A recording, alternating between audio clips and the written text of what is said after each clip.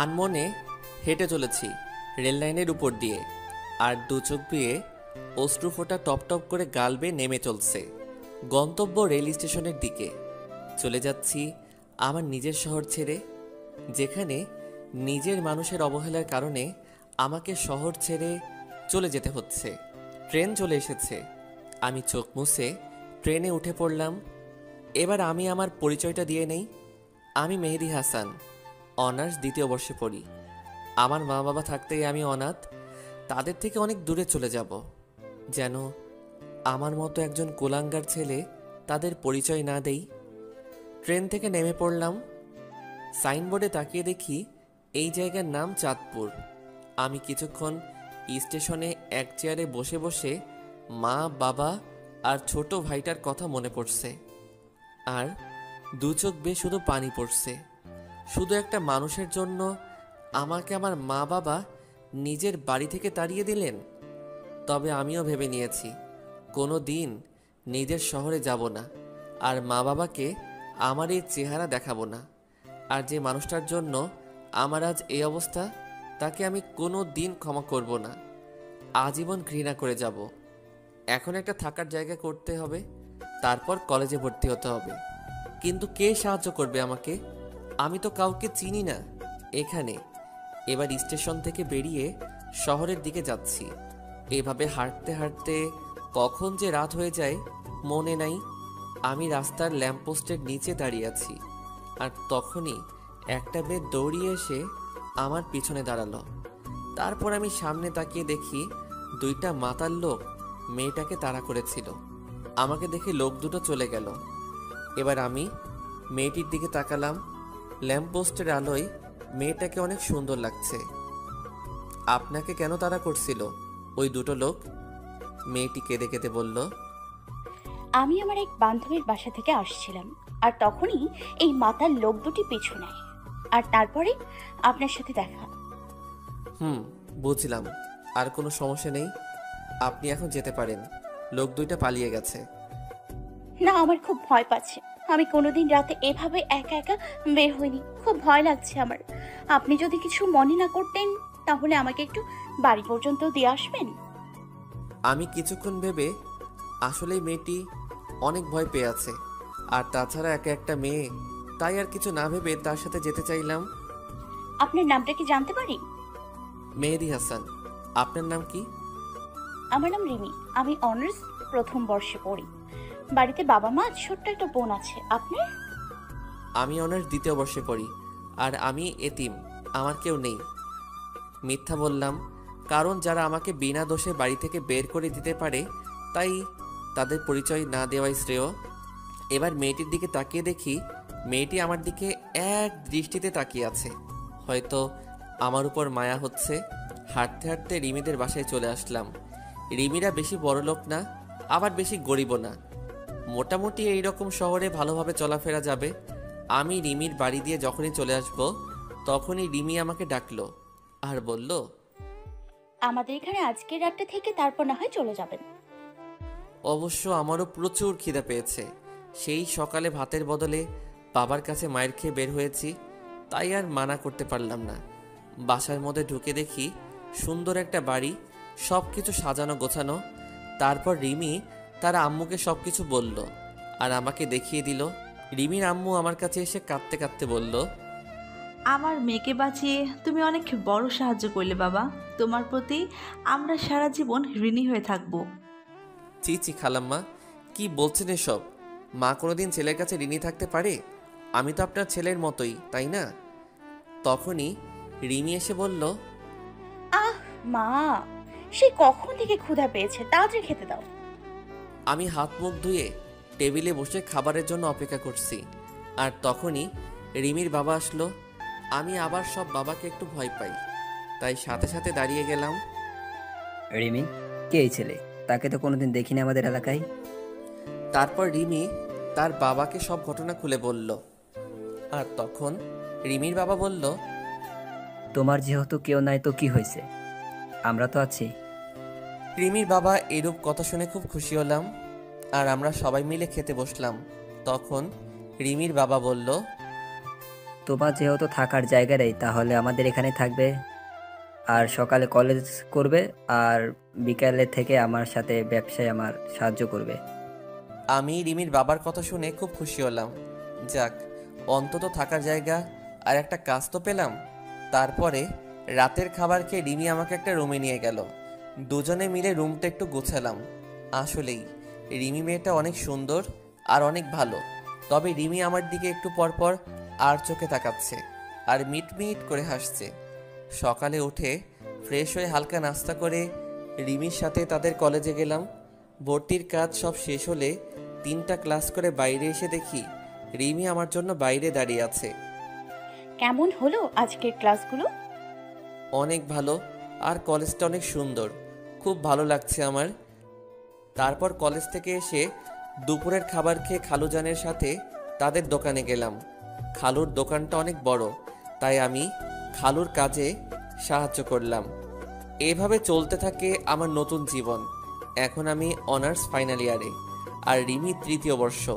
রিমির মা বাবা আমাকে অনেক ভালোবাসে, একদম তাদের নিজের ছেলের মতো। আর রিমির ছোট বোনটা তো আমাকে ছাড়া কিছুই বোঝে না, সব সময় ভাইয়া ভাইয়া করে। আমিও তাকে খুব ভালোবাসি। রিমির ছোট বোনের নাম হলো মিনি।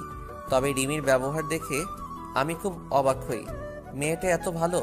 আর মাঝে মাঝে রিমির আচরণ দেখে মনে হয় রিমি আমাকে খুব ভালোবাসে। আমার কখন কি লাগবে সব সময় চোখে চোখে রাখবে, কেয়ার করবে, মিষ্টি শাসন করবে। রিমির মিষ্টি শাসন আর কেয়ারগুলো খুব ভালো লাগে।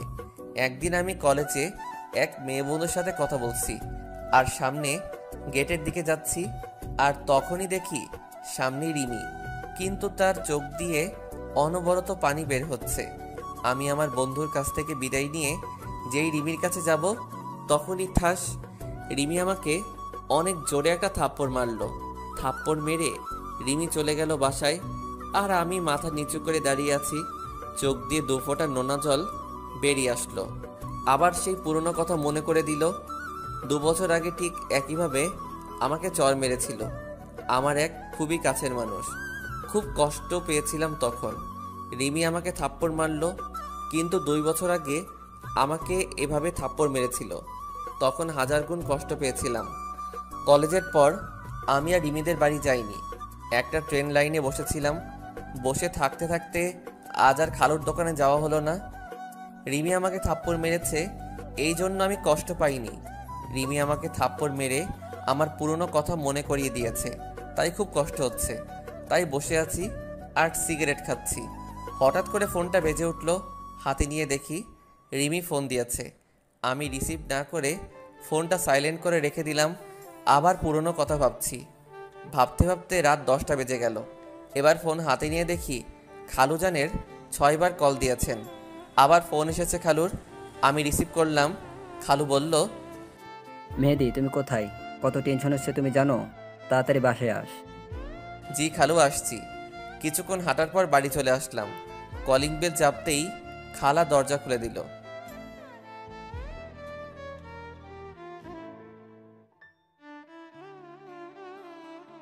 জি খালা, আসছি।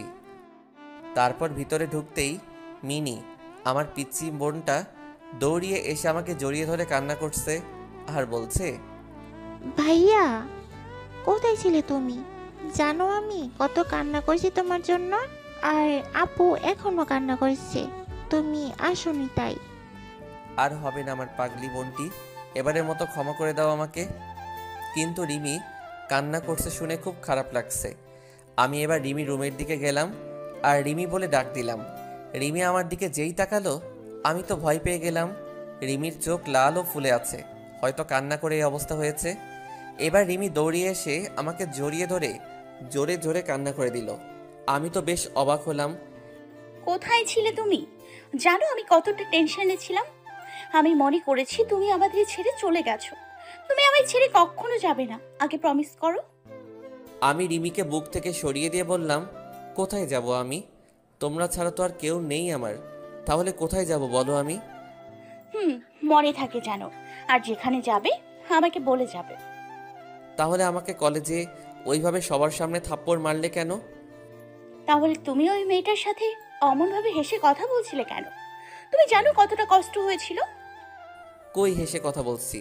আর ও তো আমার ক্লাসমেট, ওর সাথে তো কথা বলতেই পারি। আর ওর সাথে কথা বলেছি তো তোমার কি? আমার কি মানে? আমি তোমাকে ভালোবাসি, আমার নিজের জীবনের থেকেও বেশি ভালোবাসি। তোমার সরলতাকে আমি ভালোবেসে ফেলেছি। এবার আমি রিমির থেকে এক ঝাটকায় দূরে সরে আসলাম। কি বলছো এসব তুমি? জানো তুমি কি বলছো? আরে হয় না রিমি, আমি একজন এতিম। তোমার বাবা আমাকে আশ্রয় দিয়েছেন। আমি তার সাথে বিশ্বাসঘাতকতা করতে পারবো না। আর তাছাড়া তোমার বাবা জানতে পারলে আমাকে কোনোদিন ক্ষমা করবেন না। আমাকে তুমি ভুলে যাও।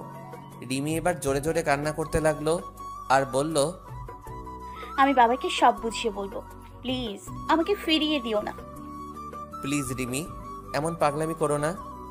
আর সবাই বাড়িতে আছে, কেউ শুনে ফেলে দিলে আমায় সবাই ভুল বুঝবে রিমি। আমি আর কথা না বাড়িয়ে যেই রিমি রুম থেকে বাইরে আসব, তখন দেখি রিমির মা দরজার পিছনে দাঁড়িয়ে আছে। হয়তো সব শুনে ফেলে দিচ্ছে। আমি রিমির মার দিকে তাকিয়ে দেখি রিমির মা কান্না করছে। হয়তো রিমির চোখে পানি। রিমির মা সহ্য করতে পারিনি। রিমির মার কাছে গিয়ে বললাম, খালাম্মা, রিমির কোনো দোষ নেই, সব দোষ আমার। ওকে কিছু বলবেন না। আর কাল সকালে আমি এই শহর ছেড়ে চলে যাব। শুধু আজকে রাতটুকু থাকতে দিন। খালাম্মা কিছু বলল না, শুধু চোখ দিয়ে পানি পড়ছে। আমি এই বলে নিজের রুমে চলে আসলাম আর রুমের দরজা বন্ধ করে দিলাম আর কান্না করতে লাগলাম। আবার সেই 2 বছর আগে পুরনো কথা মনে পড়ে গেল। সেদিনও ঠিক এভাবে আমাকে একজন জড়িয়ে ধরেছিল আর এই কথাগুলো বলেছিল। তবে সেই কথাটা মিথ্যা কথা আর অভিনয় হতে পারে, এটাই আমার ন্যায্য পাওনা। পুরনো কথা ভাবতে ভাবতে আবার চোখ দিয়ে অনবরত পানি পড়ছে। এভাবেই সারা রাত কাটিয়ে দিলাম। আর এদিকে রিমির মা রাতে ঘটে যাওয়া সব কাহিনী রিমির আব্বুকে বলল। রিমির আব্বু বলল, ছেলেটা বেশ ভালো, খুব সহজ সরল, যেটা বলি সেটাই শুনে, কোনোদিন কথার প্রতিখেলাপ করেনি। আর ছেলেটা ভালো শিক্ষিত, রিমির সাথে ভালোই মানাবে। আর মিলিকে রিমি ছোট বোন, একেবারে ছোট বোনের মতো দেখে। তাই ভাবছি কাল সকালে মেয়েদের সাথে কথা বলে রিমির সাথে বিয়ের কথা সেরে ফেলবো।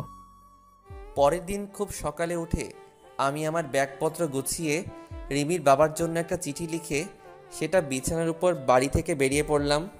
আবার রেল স্টেশনের দিকে হাঁটতে থাকলাম। আবার কোনো অন্য শহরে চলে যেতে হবে। এটা ভেবে খুব কান্না পাচ্ছে যে রিমি মেয়েটা খুব ভালোবাসে আমায়। আর পাগলি বোনটিকে খুব মিস করব। খালা খালুকে খুব মনে পড়বে। কিন্তু কিছু করার নেই। আমি ট্রেনের জন্য স্টেশনে বসে আছি। ট্রেন আসতে 1 ঘন্টা দেরি হবে। আর এদিকে রিমির মা ঘুম থেকে উঠে রিমির কাছে গিয়ে কাল রাতের সব কথা বলল রিমির কাছে। রিমি তা শুনে প্রায় পাগলের মতো হয়ে গেল। খুশিতে তার মাকে জড়িয়ে পড়ল। এবার রিমি দৌড়ে মেহেদির রুমে গেল। আর যখনই দরজায় নক করতে যাবে তখন তাকে দরজা খোলা রয়েছে। রিমি তখন রুমের ভিতরে গিয়ে দেখে মেহেদি নেই। আর মেহেদির জামা কাপড়, ব্যাগ, বইপত্র কিছু নেই। তখনই চোখ গেল বিছানার উপর। রিমি চিঠিটা হাতে নিয়ে পড়তে থাকলো। চিঠি পড়া শেষে রিমি চিৎকার দিয়ে আম্মু বলে ডাক দিয়ে বেহুশ হয়ে পড়ে গেল। সাথে মেহেদি রুমে গিয়ে দেখে রিমির বেহুশ হয়ে পড়ে আছে। রিমির মা সাথে সাথে রিমির খাটের উপর তুলল। রিমির বাবা রিমির হাতে একটা কাগজ দেখলো। আর কাগজটা খুলে দেখে একটা চিঠি। রিমির বাবা চিঠিটা পড়তে লাগলো। শ্রদ্ধেয় খালুচান, প্রথমেই সালাম নিবেন। আশা করি আপনি এতক্ষণে সব জেনে গেছেন। এতে রিমির কোনো দোষ নেই খালুচান। তাই আমি এই শহর থেকে চলে যাচ্ছি। আর কোনোদিন হয়তো দেখা হবে না। তাই এই এতিম ছেলেটাকে ক্ষমা করে দিবেন আর নিজের শরীরের দিকে একটু খেয়াল রাখবেন। ইতি, এতিম ছেলে। রিমির বাবা চিঠিটা পড়া মাত্র প্রথমে বাস স্ট্যান্ডে গেল খুঁজতে, কিন্তু পেল না। তারপর রেল স্টেশনের দিকে গেল। আর তখন দেখলো মেয়েদি একটা বেঞ্চের উপর মাথা নিচু করে বসে আছে। রিমির বাবা মেয়েদির কাছে গিয়ে মাথায় হাত বোলালো। আর তখনই মেয়েদি উপরের দিকে তাকিয়ে দেখে খালুজান। খালু, আপনি এখানে? আমার ছেলেটাকে নিয়ে নিতে এসেছি। কিছুই তো বুঝলাম না। কাল রাতে রিমির মা সব বলেছে আমায়। আর তখন ভাবলাম আমার মেয়ের জন্য এর থেকে ভালো ছেলে কেউ নেই। তাই আমার মেয়ের জামাইকে নিতে এলাম। কিন্তু খালু, আমি একজন এতিম। আর কিছু বলতে দিল না। চুপ, আর কোনোদিন নিজেকে এতিম বলবে না। আমরা কেউ না তোমার। তারপর আমি খালুকে জড়িয়ে ধরলাম। তারপর আমি আর খালু বাড়ি চলে আসলাম। এসে দেখি দুই মহারানী আমার উপর রাগ করে আমার সাথে কথা বলছে না। আমি প্রথমে মিনির কাছে গেলাম, তারপর আমার বোনটিকে কোলে তুলে নিলাম, আর যেই দুই গালে দুইটা পাপ্পি দিয়েছি আর অমনি হেসে দিল। যাক বাবা, ছোটটার তো রাগ ভাঙাতে পারলাম, এখন বড়টাকে দেখতে হবে। আমি রিমির রুমে গেলাম, যে দেখি রিমির চোখ লাল হয়ে আছে। বুঝতে পারলাম খুব কান্না করছে। আমি চলে যাওয়ার পর আমি এবার রিমির সামনে গিয়ে বললাম, সরি রিমি, আর কোনোদিন তোমায় ছেড়ে যাব না। দেখলাম রিমির কোনো পাত্তাই নেই, তাই রিমির হাত ধরে সোজা আমার বুকে টেনে নিলাম। রিমি ছাড়ানোর চেষ্টা করছে, বাট পারছে না। প্লিজ রিমি, আমায় তুমি ক্ষমা করে দাও, কথা দিচ্ছি আর কোনোদিন তোমায় ছেড়ে যাব না। না, তোমার কোনো ক্ষতি নেই, আর আমি আপনাকে ভালোবাসি না। সত্যি ভালোবাসো না? না। তাহলে আর কি করা, আবার চলে যাই, আর কোনোদিন আসবো না। এই কথা বলে যেই আসতে যাব, আর তখনই রিমি আমাকে শক্ত করে জড়িয়ে ধরলো। না, তোমাকে কোনো দিন যেতে দিব না, তোমাকে শক্ত করে জড়িয়ে ধরে রাখবো। আমিও পাগড়িটাকে শক্ত করে জড়িয়ে ধরলাম। হঠাৎ করে রিমির ছোট বোন মিনি চলে আসলো। কি ভাইয়া, বউকে পেয়ে নিজের বোনকে ভুলে গেলা? আরে আমার পিচ্চি বইটা, তোমাকে আমি ভুলে যেতে পারি? তুমি আমার কলিজার ছোট্ট পিচ্চি বোন। এই বলে মিনিকে কোলে তুলে নিলাম, আর সেই সময় দুই বোন আমার দুই গালে একটা করে পাপ্পি দিল। তারপরে দুজনকে জড়িয়ে ধরলাম। সবাই মিলে রাতে খাবার খাচ্ছি, তখন রিমির বাবা বললেন, আগামী পরশুদিন তোমাদের বিয়ে, তোমাদের কোনো আপত্তি আছে? রিমি দেখলাম লজ্জায় মাথা নিচু করে বসে আছে। আমি বললাম, না খালু, আমার কোনো আপত্তি নেই। রিমির আপত্তি আছে কিনা শুনেন। রিমি লজ্জামাখা কণ্ঠে বলল, না, আমারও কোনো আপত্তি নেই। তারপর আমরা খাবার খেয়ে যে যার রুমে গিয়ে শুয়ে পড়লাম। কিছুক্ষণ পর আমার রুমের দরজা খোলার আওয়াজ পেলাম।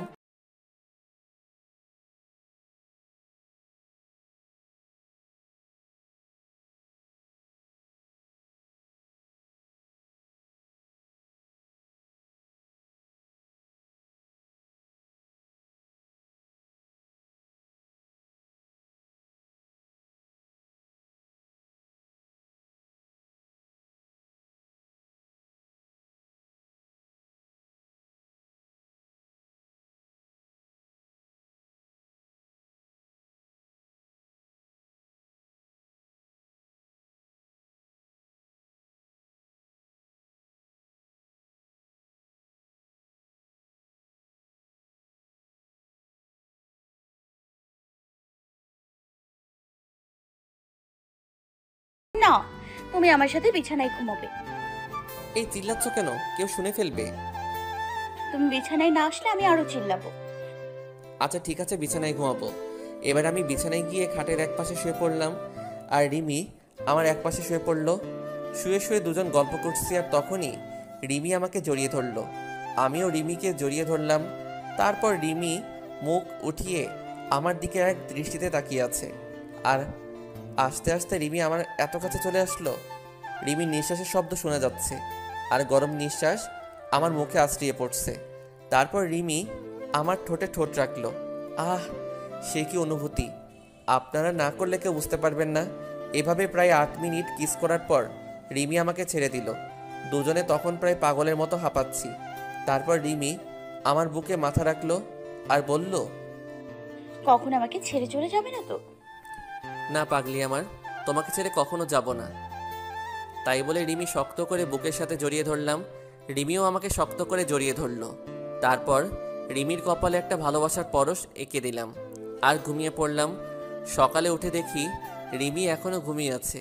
কি অপূর্ব লাগছে রিমিকে, চুলগুলো এলোমেলোভাবে মুখের উপর রয়েছে। আমি রিমির মাথায় আর একটা ভালোবাসা এঁকে দিলাম, আর তখনই রিমি উঠে পড়ল। রিমি উঠে আমার গালে একটা কিস করে উঠে ফ্রেশ হয়ে সকালে নাস্তা করে দুজনে একসাথে কলেজে গেলাম। আজ আমাদের বিয়ে হয়ে গেল। বেশি একটা আয়োজন করা হয়নি, ভালোভাবে আমাদের বিয়েটা সম্পূর্ণ হয়ে গেল। রিমি এখন বাসর ঘরে অপেক্ষা করছে, আর আমি ছাদের উপর বসে বসে পুরনো কথা ভাবছি, আর দু চোখ বেয়ে অজর ধারায় পানি পড়ছে। হঠাৎ করে কারো হাত আমার কাঁধের উপর অনুভব করলাম। তাড়াতাড়ি করে চোখের পানি মুছে ফেলে পিছনে ঘুরে দেখি রিমি দাঁড়িয়ে আছে বিয়ের সাজে। রিমি, তুমি এখানে কেন আসলে? আমি এখনই নিচে নামছিলাম। তুমি কান্না করছো কেন? কোনো অন্যায় করেছি আমরা বা আমি? এই পাগলি, তুমি অন্যায় করবে কেন? তোমায় তো আমি খুব ভালোবাসি। তাহলে কান্না করছো কেন? আসলে আমার মা বাবার কথা খুব মনে পড়ছে, তাই একটু কান্না পাচ্ছিল। কান্না করে আর কি হবে? চল নিচে চল। চলো। না আমি যাব না। কেন যাবে না? আমাকে কোলে নিতে হবে। রিমিকে কোলে নিয়ে নিচে চলে আসলাম। তারপর বাসর ঘরে ঢুকে রিমি আমার বুকে মাথা রেখে শুয়ে পড়ল। আমিও রিমিকে জড়িয়ে ধরে শুয়ে পড়লাম। এভাবে চলছিল আমাদের সংসার জীবন। খুব সুখে জীবনযাপন করছিলাম। বিয়ের 7 মাস পর এখন রিমিদের ব্যবসা, এখন পুরোপুরি আমি দেখাশোনা করি। একদিন হঠাৎ করে কেউ পিছন থেকে মেহেদি বলে ডাক দিল। আমি পিছনের দিকে তাকিয়ে আমি বিরাট বড় শক খেলাম। মনে হলো আমি নিজে হারিয়ে ফেলেছি। পিছনে তাকাতেই মেয়েটা আমাকে শক্ত করে জড়িয়ে ধরে হাউমাউ করে কান্না করতে থাকলো। হ্যাঁ, এই মেয়েটি হলো অনিকা।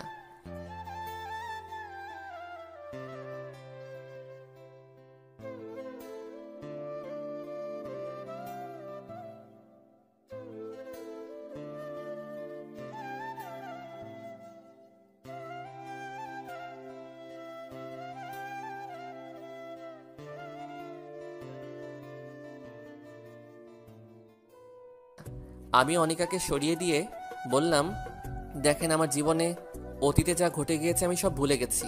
আর তাছাড়া আমার এখন একটা ভবিষ্যৎ আছে। আমি এখন বিবাহিত। অনিকা আমার কাছ থেকে এই কথা মনে হয় আশা করেনি, তাই অনিকা আমার দিকে অবাক চোখে তাকিয়ে আছে আর দু চোখ বেয়ে পানি পড়ছে।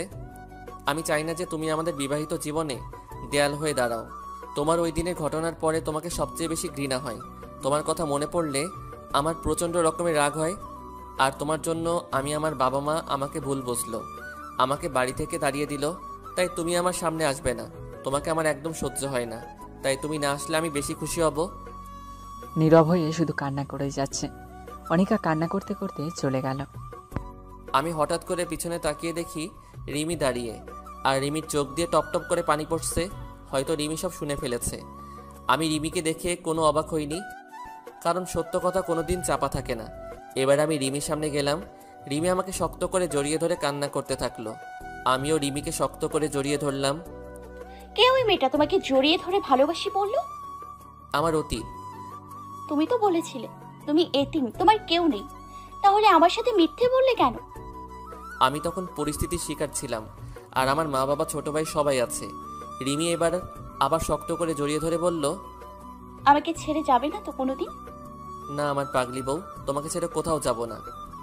তাহলে আমাকে বলতে হবে তোমার অতীতের কথা। সব বলবো, আগে বাড়ি চলো। আমি আর রিমি চলে আসলাম। এসে আমি আর রিমি কিছুক্ষণ ঘোরাঘুরি করলাম। এই সময় রিমি আমার হাত শক্ত করে ধরে রেখেছিল। মনে হচ্ছে হাত ছাড়লে আমি হারিয়ে যাব। পাগলিটা আমাকে অনেক ভালোবাসে, আমিও পাগলিটাকে অনেক ভালোবাসি।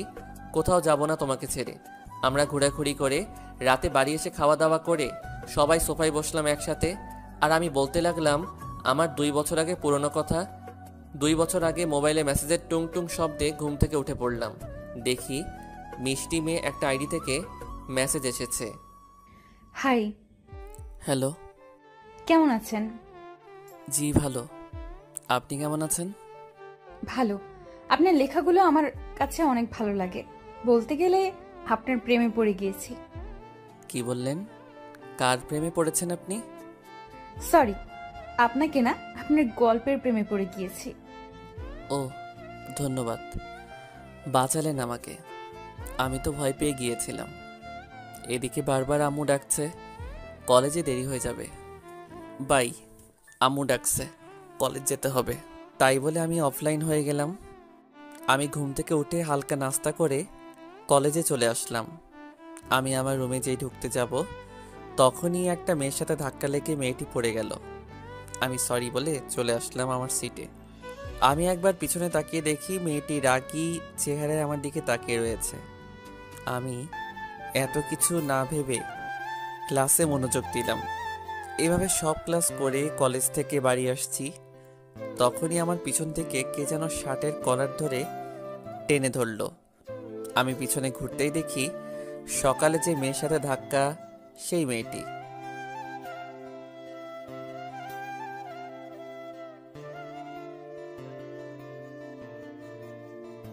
সরি বললাম তো তখন, তাহলে আবার কেন আমার কলার ধরলে? ওই পিচ্ছি, তুই জানিস আমি কে? তোর সিনিয়র আমি। আর তুই আমাকে তুই করে বললি? দাঁড়া, তোর কি অবস্থা করি দেখ। তাই বলে আর একটা চড় মারল।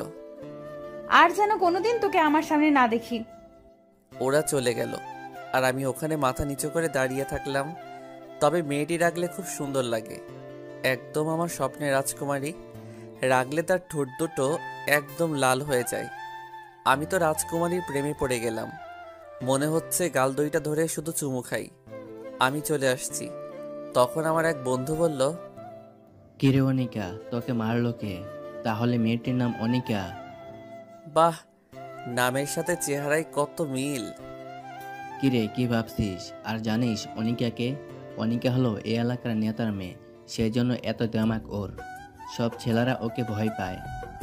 কিন্তু আমি ভয় পাই না দোস্ত, তুই আমাকে নিয়ে চিন্তা করিস না। দেখিস একদিন আনিকা তোর ভাবি হবে। মানে কি বলতে চাস তুই? আমি তো কিছুই বুঝতে পারছি না। আমার অনিকাকে খুব ভালো লেগেছে। তার রাগি মাখা চেহারা যেন কোনো রাজকুমারী। অনিকা রাগলে তার গাল দুইটা লাল হয়ে যায়। অনিকার বাবা জানলে কিন্তু তোকে ছাড়বে না। সে পরে দেখা যাবে, চল আগে দুইটা সিগারেট খেয়ে বাসায় চল। তারপর সিগারেট শেষ করে আমি বাসায় চলে আসলাম। এসে ফ্রেশ হয়ে একটু ফেসবুকে ঢুকলাম। দেখলাম সকালে সে মিষ্টি মেয়ে আইডি থেকে মেসেজ এসেছে। দেখলাম সে অনলাইনে আছে। আপনি কোন কলেজে পড়েন? KMH সরকারি কলেজ। আপনি কোন কলেজে পড়েন? কোন ইয়ারে পড়েন আপনি? অনার্স থার্ড ইয়ারে। আপনি কোন ইয়ার? আমি সেকেন্ড ইয়ার। তাহলে কাল সকাল 10টায় বড় আম গাছের নিচে আসবেন। আমি আপনাকে দেখব। যে এত সুন্দর গল্প লেখে তাকে একটু দেখব। ঠিক আছে, আসবো এখন। বাই। পরের দিন আমি একটু দেরি করে কলেজে গেলাম। যে দেখি অনিকা সে আম গাছের নিচে একা দাঁড়িয়ে আছে আর মনে হয় কারো জন্য অপেক্ষা করছে। তারপর আমাকে সেই মেয়েটি মেসেজ দিল, লেখক সাহেব কোথায় আপনি? আপনি কোথায় আছেন? আর আমি কলেজে চলে আসছি। আমি আম গাছের নিচে দাঁড়িয়ে আছি। আমি আবার গাছের নিচে তাকালাম, দেখি অনিকা ছাড়া আর কেউ নেই। এবার আমি মনে মনে একটু খুশি হলাম। তাও শিওর হওয়ার জন্য আমি আবারও ওকে মেসেজ দিলাম, আপনি কি হলুদ ড্রেস পরে আছেন? তাহলে আপনি চলে আসেন, আমি আপনাকে দেখব। এবার আমি মনে মনে প্যান্ট ড্যান্স দিচ্ছি। আমি লুঙ্গি পরিনি, তাই প্যান্ট পরে একটু ড্যান্স দিলাম। তখন আমি ভাবলাম ওকে এভাবে দেখা দেওয়া যাবে না, আমাকে সবার সামনে চড় মারা, তাই না? এবার দেখো আমি কি করি ম্যাডাম। আমি আপনার সাথে দেখা করতে পারবো না। কেন পারবেন না? আমি কি কোনো অপরাধ করেছি? আপনার অনেক দোষ আছে।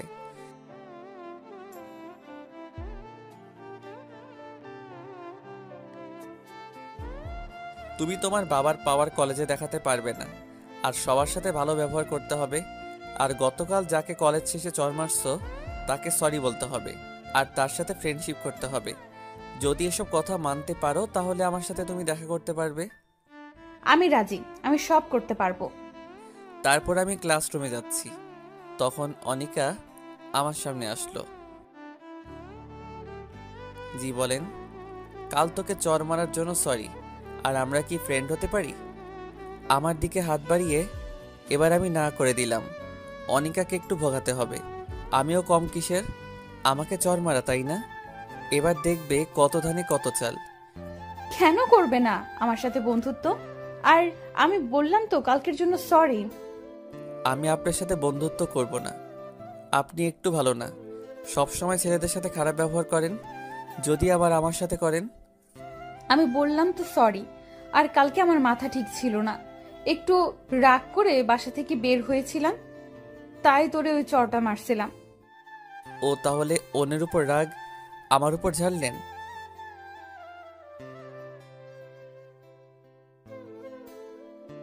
ওকে, বন্ধুত্ব করতে পারি, কিন্তু আমার একটা শর্ত আছে। কি শর্ত বলো? আমি যা বলবো তাই শুনতে হবে। আর এসব ছেলেদের কাপড় পরা যাবে না, আর সবার সাথে ভালো আচরণ করতে হবে।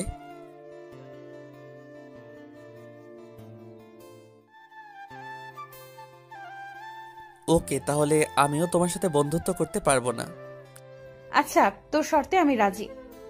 আচ্ছা, আমি এখন ক্লাসরুমে যাই। আর হ্যাঁ, আর একটা কথা, কলেজ শেষে আমার জন্য দাঁড়িয়ে থাকবা, একটা কাজ আছে। তাই বলে আমি ক্লাসরুমে চলে আসলাম। আসলে অনিকা জানে না যে ফেসবুকের মেহেদি হাসান আর আমি একই মানুষ। আসলে কোনোদিন পিক দেয়নি তো, তাই চিনতে পারিনি।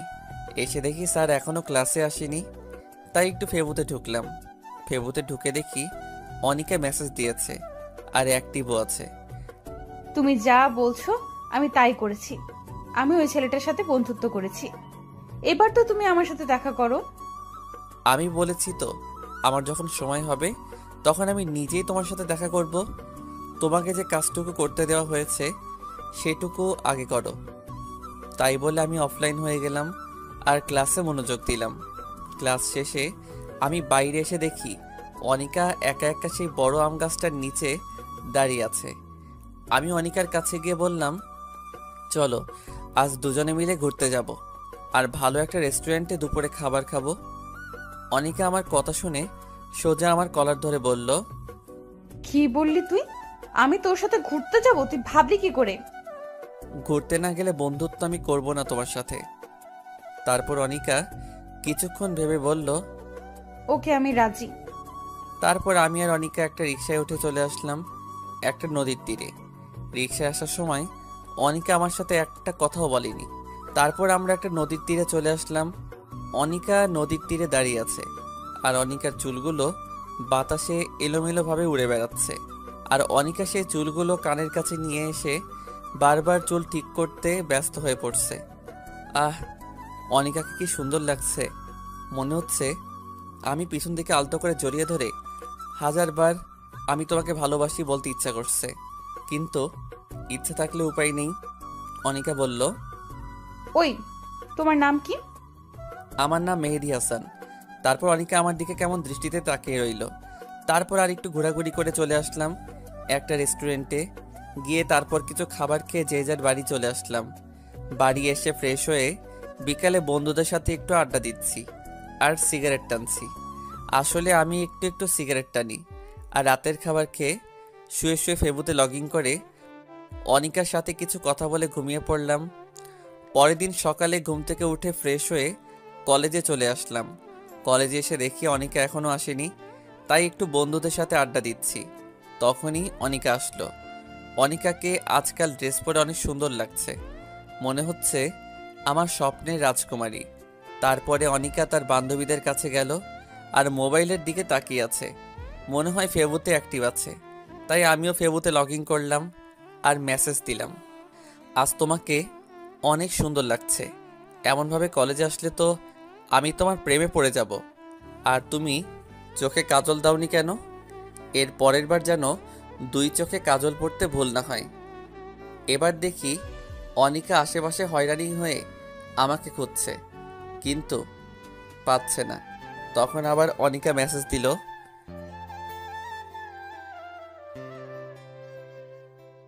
আমাকে খুঁজে লাভ নেই, আর আমি সময় হলে তোমাকে দেখা দেব। এই বলে আমি অফলাইন হয়ে গেলাম আর আমি অনিকার সামনে গেলাম। আমি যাওয়াতে অনিকা কিছুটা বিরক্ত হলো মনে হলো। তারপর কিছু কথা বলে আমি চলে আসলাম আমার ক্লাসরুমে। ক্লাস 3টে শেষ হওয়ার পর স্যার একটু আসতে লেট হচ্ছে বলে আমরা সবাই বসে আড্ডা দিচ্ছি। তখন দেখি অনিকা আর তার বেশ কয়েকটা বান্ধবী আসলো আমাদের রুমে আর সবার উদ্দেশ্যে বলল, এখানে মেহেদি হাসান বলে কেউ আছে? সবাই বলল, না, চিনি না। আসলে আমার কলেজে অন্য নাম দেয়া আছে, তাই সবাই সেই নামেই চেনে। আর মেহেদি হাসান এই নামটি আমার কয়েকটা বন্ধু ছাড়া কেউ জানে না। তারপর অনিকা মোবাইলটা বের করে আমার আইডিটা বের করে বলল, এই আইডিটা কি চেনো? এই আইডিটা মেহেদি হাসানের। আর মেহেদি হাসান আমাদের কলেজে পড়ে। কেউ জানতে পারলে আমাকে জানাবে।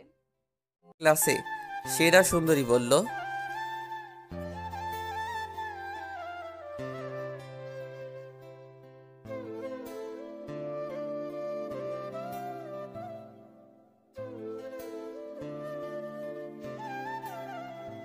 আমি তো অবাক। আজ আমি যদি আমার প্রোফাইলে যদি আমার নিজের পিক দিতাম তাহলে অন্তত আজ সিঙ্গেল থাকতে হতো না। এখন নিজের কপালে নিজেই চড় মারতে ইচ্ছা করছে। তারপর কলেজ শেষে আমি বাড়ি এসে ফ্রেশ হয়ে দুপুরের খাবার খেয়ে একটা ঘুম দিয়ে বিকালে বন্ধুদের সাথে আড্ডা দিতে গেলাম। আড্ডা দিয়ে এসে রাতের খাবার খেয়ে রুমে গিয়ে ফেবুতে লগ ইন করলাম। তখন দেখি অনিকা অ্যাক্টিভ রয়েছে। আমি অনিকাকে মেসেজ দিলাম, তুমি আমাকে ওভাবে প্রতিটা ক্লাসে খুঁজছিলে কেন? তুমি ভালো করে জানো আমাকে তুমি পাবে না। তোমাকে দেখতে খুব ইচ্ছা করছিল, তাই নিজেকে আর সামলাতে পারিনি। আর যেন কোনোদিন তোমাকে এভাবে আমাকে খুঁজতে না দেখি। আমার সময় হলে আমি নিজেই তোমার সাথে দেখা করে নেব। আর কিছু না বলে চ্যাট অফ করে ঘুমিয়ে পড়লাম।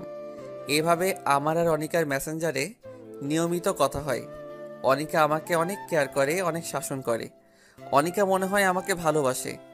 অনিকার কথাতে অনেক বুঝতে পারি যে অনিকা আমাকে ভালোবাসে। আর এদিকে অনিকার সাথে আমার ভালোই বন্ধুত্ব তৈরি হয়েছে। আমাকে দেখে আর বিরক্ত হয় না। আজ কলেজ শেষে বিকালে বন্ধুদের সাথে আড্ডা দিতে গেছি। আর আমার এক বন্ধুর সাথে কোনো একটা বিষয় নিয়ে অনেক কথা কাটাকাটি হয়। তাই আমি রাগ করে বাড়ি চলে আসলাম। এসে কিছুই ভালো লাগছে না, তাই ঘুমিয়ে পড়লাম। আজ আর অনিকার সাথে কথা হলো না। এভাবে 2 দিন আমি কলেজে যাইনি আর ফেবুতে লগ ইন করিনি। আজ 2 দিন পর আমি কলেজে যাচ্ছি। কলেজের গেট দিয়ে ঢুকতে যাব, তখনই দেখি অনিকা গেটের কাছে দাঁড়িয়ে আছে। আমি অনিকার চোখের দিকে তাকিয়ে রীতিমতো ভয় পেয়ে গেছি। চোখ দুটো লাল আর ফুলে আছে, মনে হয় 2 দিন ধরে শুধু কান্না করেছে। অনিকা, তোমার কি হয়েছে? তোমার চোখ ফুলে আছে কেন? তারপর অনিকা সোজা আমার কলার ধরে টানতে টানতে 5 তলা একটা বিল্ডিংয়ে নিয়ে যায়। এখানে সাধারণত কেউ আসে না, আর কোনো ক্লাসও হয় না। কি ব্যাপার, তুমি আমাকে এখানে নিয়ে আসলে কেন?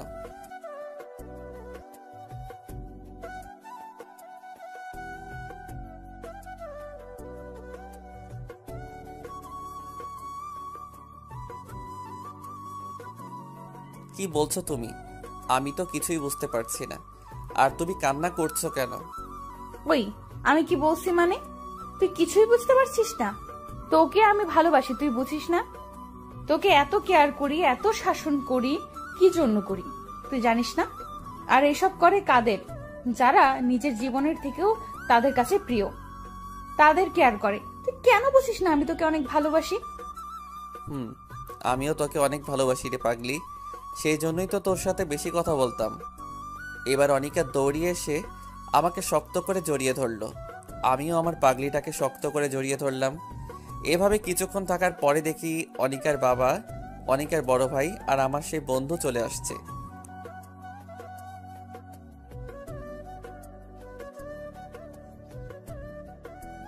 আমি এমন করেছি কারণ সেদিন তুমি আমাকে সবার সামনে চড় মেরেছিলে, আর তোমার অহংকার ভেঙে ফেলার জন্য। আই লাভ ইউ জান। আই লাভ ইউ টু জান। এভাবে কিছুক্ষণ থাকার পরে দেখি অনিকার বাবা, অনিকার বড় ভাই আর আমার সেই বন্ধু চলে আসছে। আমি সাথে সাথে অনিকাকে ছেড়ে দিলাম। আর অনিকার বাবা বড় একটা নেতা। এবার অনিকার ভাই আরও কিছু লোকজন আমাকে মাটিতে লাথি মারতে লাগলো। আর অনিকার বাবা অনিকাকে টানতে টানতে নিয়ে গেল।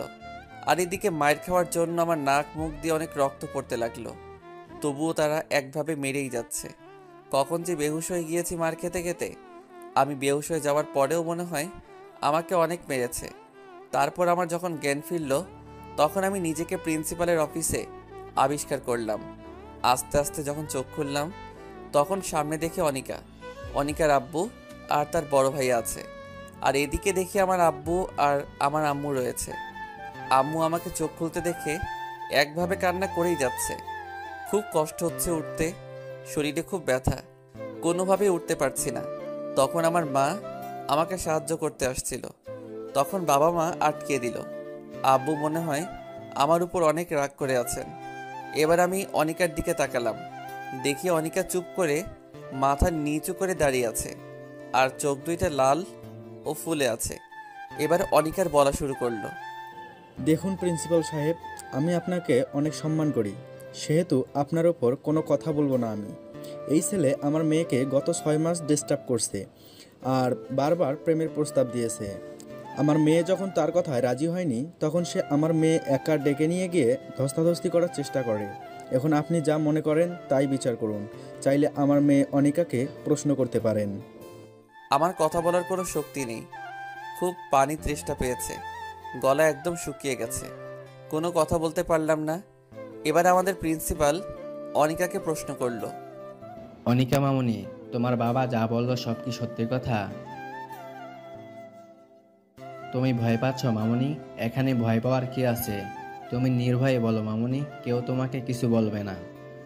আমি নিশ্চিত ছিলাম যে অনিকা আমাকে ভালোবাসে, সে মিথ্যা বলবে না, কিন্তু অনিকা আমার ভালোবাসাকে অপমান করলো, আমার বিশ্বাসকে মাটি চাপা দিল, আমাকে মিথ্যা অপবাদে ফাঁসিয়ে দিল, যা আমি কোনোদিন অনিকার কাছ থেকে আশা করিনি। হ্যাঁ স্যার, ওই ছোট লোকের বাচ্চাটা আমাকে প্রতিদিন ডিস্টার্ব করতো। আমি প্রতিদিন মানা করার পরেও আমাকে প্রতিদিন ডিস্টার্ব করতো। আজ আমি ওকে চর মারতে গিয়েছি, তখন আমাকে টানতে টানতে 5 তলায় নিয়ে গিয়ে আমাকে অনিকার কথা শুনে আমার মাথায় আকাশ ভেঙে পড়ল। আমি এক দৃষ্টিতে অনিকার দিকে তাকিয়ে আছি। অনিকা আমাকে এভাবে মিথ্যা অপবাদ দেবে আমি কখনো স্বপ্নেও ভাবতে পারিনি। অনিকার কথা শুনে আমার ভীষণ কষ্ট হচ্ছে। আমার বুকের মধ্যে অজানা একটা ব্যথা উঠল। মেহেদি, তোমার থেকে আমি এরকম আশা করিনি। তোমাকে এখন এই কলেজ ছেড়ে চলে যেতে হবে, তাও আবার বিনা নোটিশে। আমি স্যারের কথা খুব বেশি একটা কষ্ট পাইনি, যতটুকু কষ্ট অনিকার আচরণে পেয়েছি। আমার বাবা মা কোনো কথা বলেনি, মাথা নিচু করে দাঁড়িয়ে আছে, আর আমার মা কান্না করেই যাচ্ছে। বাবা মা আমাকে রেখে তারা বাড়ি চলে আসলো, আর অনিকাকে তার বাবা আর ভাই নিয়ে গেল। অনিকা আমার দিকে অবাক দৃষ্টিতে তাকিয়ে আছে, কিন্তু তার এইভাবে তাকানো দেখে অনিকার প্রতি আমার প্রচণ্ড ঘৃণা হতে লাগলো।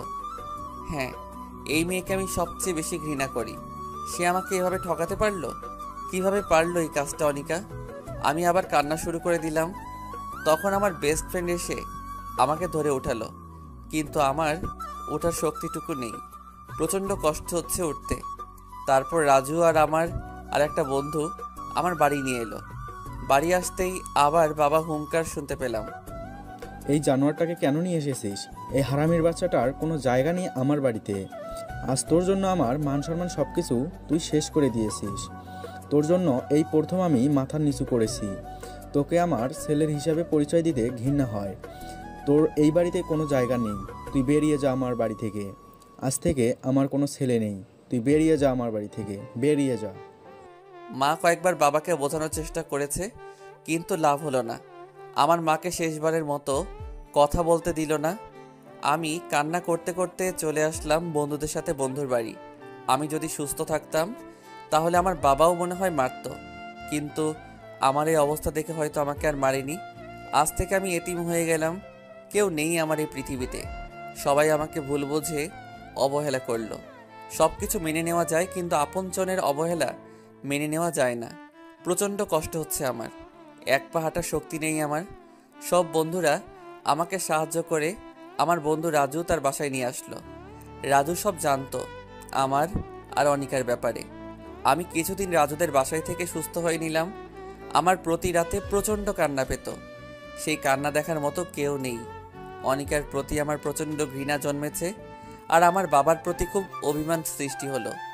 আজ 15 দিন পর একটু সুস্থ হলাম, তাই আমি আমার বন্ধু রাজুর সাথে কলেজে গেলাম টিসি নিয়ে আসতে। আমি আস্তে আস্তে গেট দিয়ে ঢুকলাম, সবাই কেমন করে যেন আমার দিকে তাকিয়ে আছে। একটু সামনে যেতেই দেখি অনিকা আমার সামনে দাঁড়িয়ে আছে।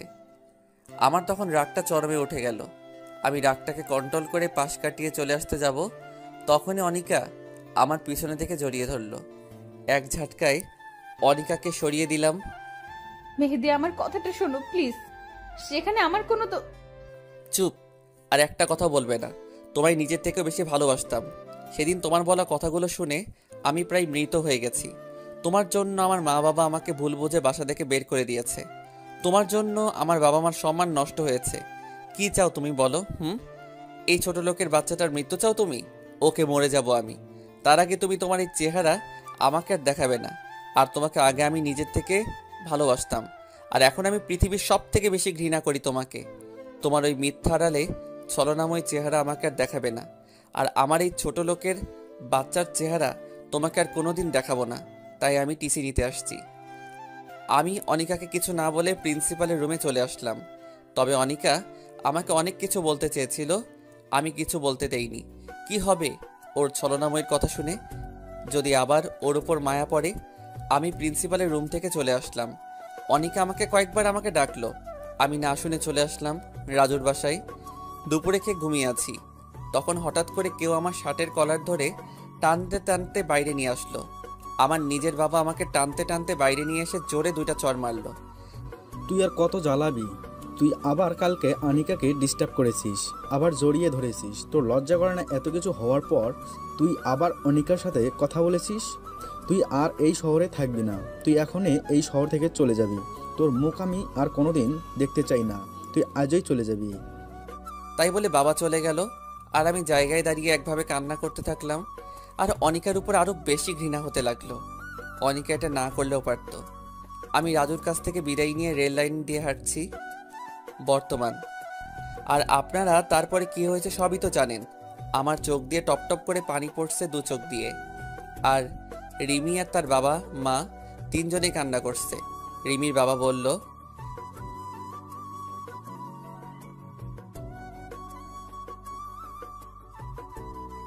তাই বলে তারা চলে গেল। আর রিমির সাথে সাথে আমাকে জড়িয়ে ধরে অজর ধারায় কান্না করতে লাগলো। এই পাগলি, কান্না করছো কেন? তোমার জীবনে এত কিছু ঘটে গেল আর তুমি আমাকে একদিনও বললে না। আমি কি তোমার এতই পর? এবার আমি রিমিকে বাহুডোরে শক্ত করে জড়িয়ে ধরলাম। বললাম, তুমি শুনে কষ্ট হবে বলে আমি বলিনি। এখন চলো, ঘুমাতে হবে। ছাড়ো আমাকে, চলো রুমে যাই। না, ছাড়বো না।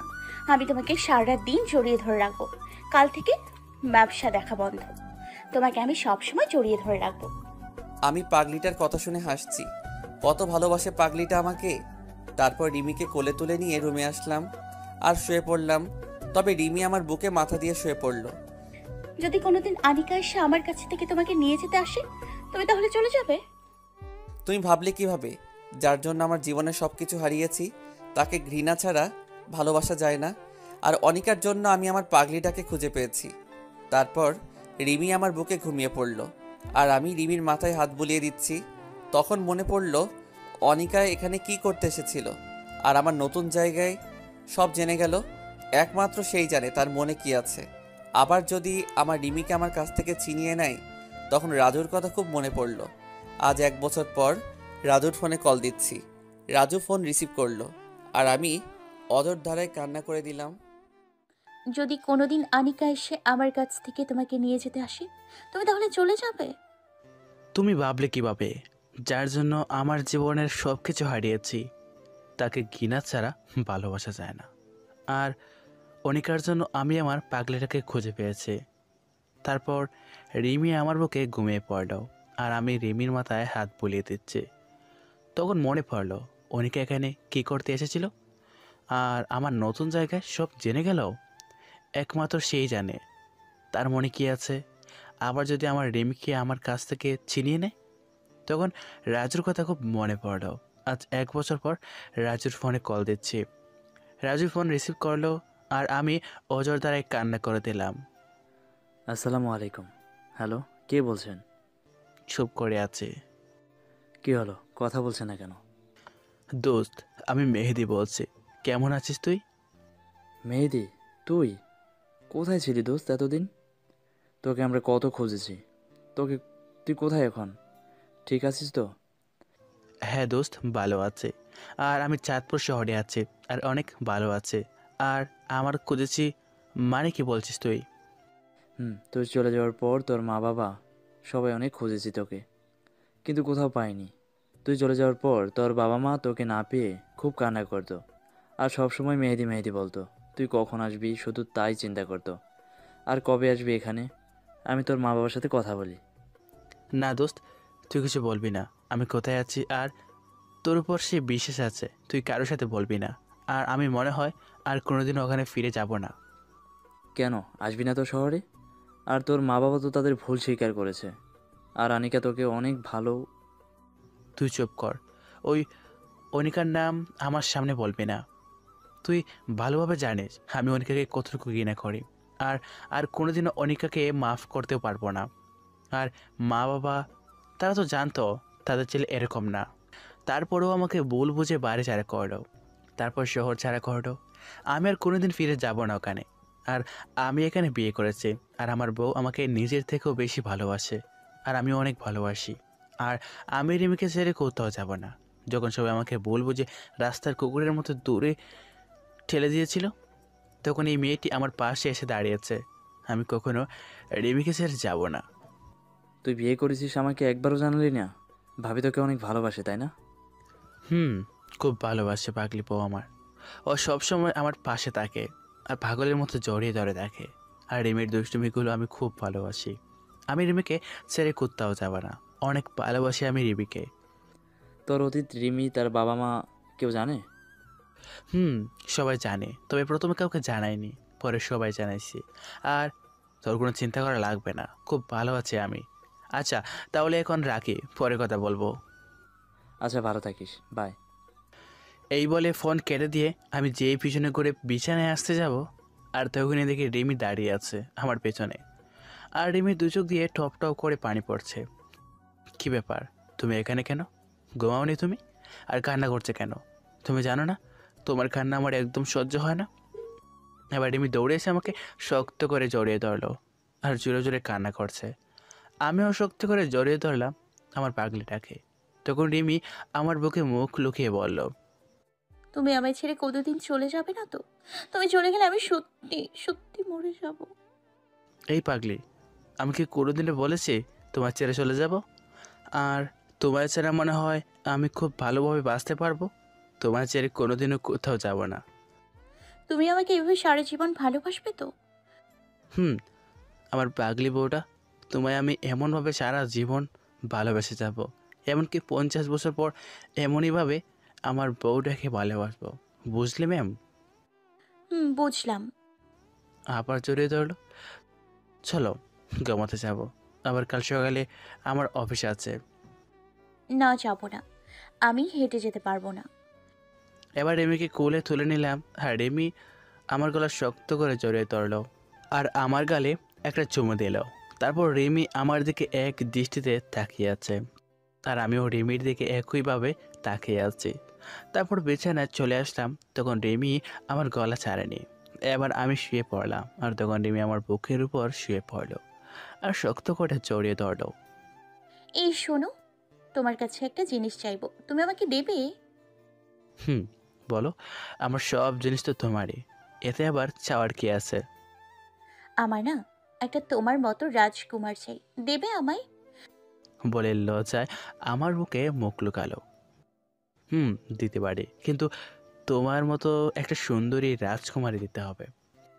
না, আমি তোমার মতো রাজকুমার চাই। আচ্ছা ঠিক আছে, কিন্তু রাজকুমার আনতে হলে তো অনেক পরিশ্রম করতে হবে, আর তোমাকেও পরিশ্রম করতে হবে। যা দুষ্টু, আমার বুঝি লজ্জা করে না? আবার আমার বুকে মুখ লুকালো। আমি বুঝি না এটা এত লজ্জা পাই কেমনে। তারপর লাইট অফ করে দিয়ে এক অজানা সুখে দুই নরনারী ব্যস্ত হয়ে গেল। সকালে ঘুমিয়ে আছি, হঠাৎ করে পানির চিটকায় ঘুম ভেঙে গেল। চোখ খুলে দেখি রিমি এইমাত্র গোসল করে বের হলো। একটা হলুদ শাড়ি পরেছে আর চুলের পানি মুছছে। বাহ, কি সুন্দর লাগছে। আমি একভাবে তাকিয়ে আছি। রিমি আমার কাছে এসে বলল, কি দেখো এইভাবে? তোমাকে দেখি আমার পাগলি বউটা এত সুন্দর মনে হয় সারা দিন দেখি। অমনি রিমির লজ্জা পেয়ে চলে যেতে লাগলো, আর অমনি রিমির হাত ধরে আমার বুকের উপর ফেললাম। এই কি করছো? ছাড়ো, সারা দুষ্টুমি করেছো, এখন হবে না, এখন গোসল করে নিচে আসো, আমি নাস্তা দিচ্ছি। তারপর আমি নিচে নাস্তা করে অফিসে চলে আসলাম।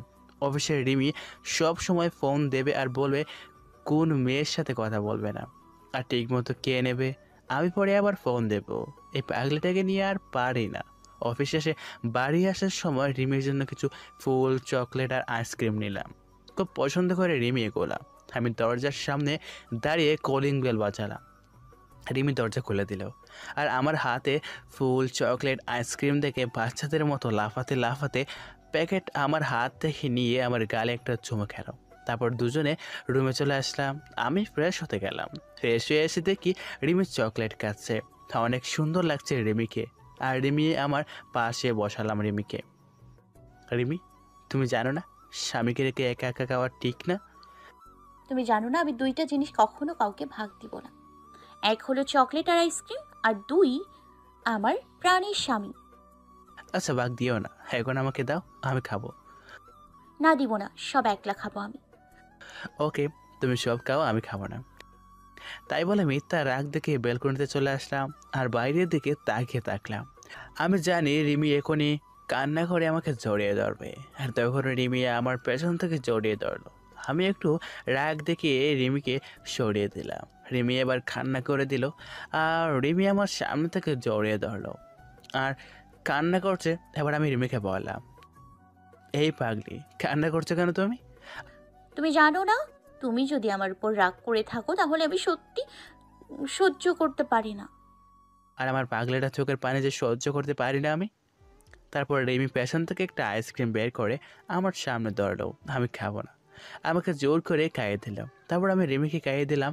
তারপর বিছানায় শুয়ে পড়লাম আর রিমি আমাকে আমার বুকে শক্ত করে শুয়ে পড়লো আর রিমি আমার বুকে শুয়ে পড়লো। কিছুদিন পরে আমি অফিসে বসে কাজ করছি, তখন রিমি আমাকে ফোন দিয়ে বলল, তুমি তাড়াতাড়ি বাসায় চলে আসো, যত তাড়াতাড়ি পারো বাসায় আসো।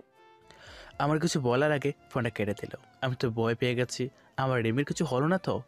আমি অফিস থেকে বেরিয়ে খুব তাড়াতাড়ি বাসায় চলে আসলাম। এসে কলিং বেল বাজালাম আর সাথে সাথে দরজা খুলে গেল। রিমি দরজা খুলে দিল। আমি তখন রিমিকে বললাম, কি হয়েছে তোমার? তুমি ঠিক আছো তো? তোমাকে এমন দেখাচ্ছে কেন? কি হয়েছে তোমার? আমার কিছু হয়নি, দেখো কারা এসছে, ড্রয়িং রুমে বসে আছে। আমি আস্তে ড্রয়িং রুমে আসলাম। এসে বিরাট বড় একটা শখ গেলাম। মনে হলো পৃথিবীর সব থেমে পড়েছে। খুব অবাক হলাম আমি। ড্রয়িং রুমে আর কেউ নেই। আমার মা বাবা, অনিকার বাবা আর ভাই বসে আছে। আমি আস্তে আস্তে তাদের কাছে গেলাম। আমি কি করব কিছু বুঝে উঠতে পারছি না। তখন আমার মা কান্না করতে করতে আমাকে জড়িয়ে ধরলো। আমিও কান্না করে দিলাম। তুই কোথায় ছিলি বাবা? আমাদের কথা তোর একবারও মনে পড়েনি? তোর আমাদের ওপর এত অভিমান? আমরা তো তোকে না বুঝে অনেক কষ্ট দিয়েছি, ক্ষমা করে দে বাবা। আর আমাদের সাথে চল নিজের বাড়ি। মা, কি বলছো এসব? তুমি কেন ক্ষমা চাচ্ছ? তোমরা তো আমাকে না বুঝে ভুল বুঝছো। আর আমি কোথাও যাব না, আমি এখানে ভালো আছি। আর আমি বিয়ে করেছি মা। রিমি, এদিকে আসো। মা, এ হচ্ছে তোমার বৌমা, যে আমাকে অনেক ভালোবাসে, নিজের জীবনের থেকেও বেশি ভালোবাসে।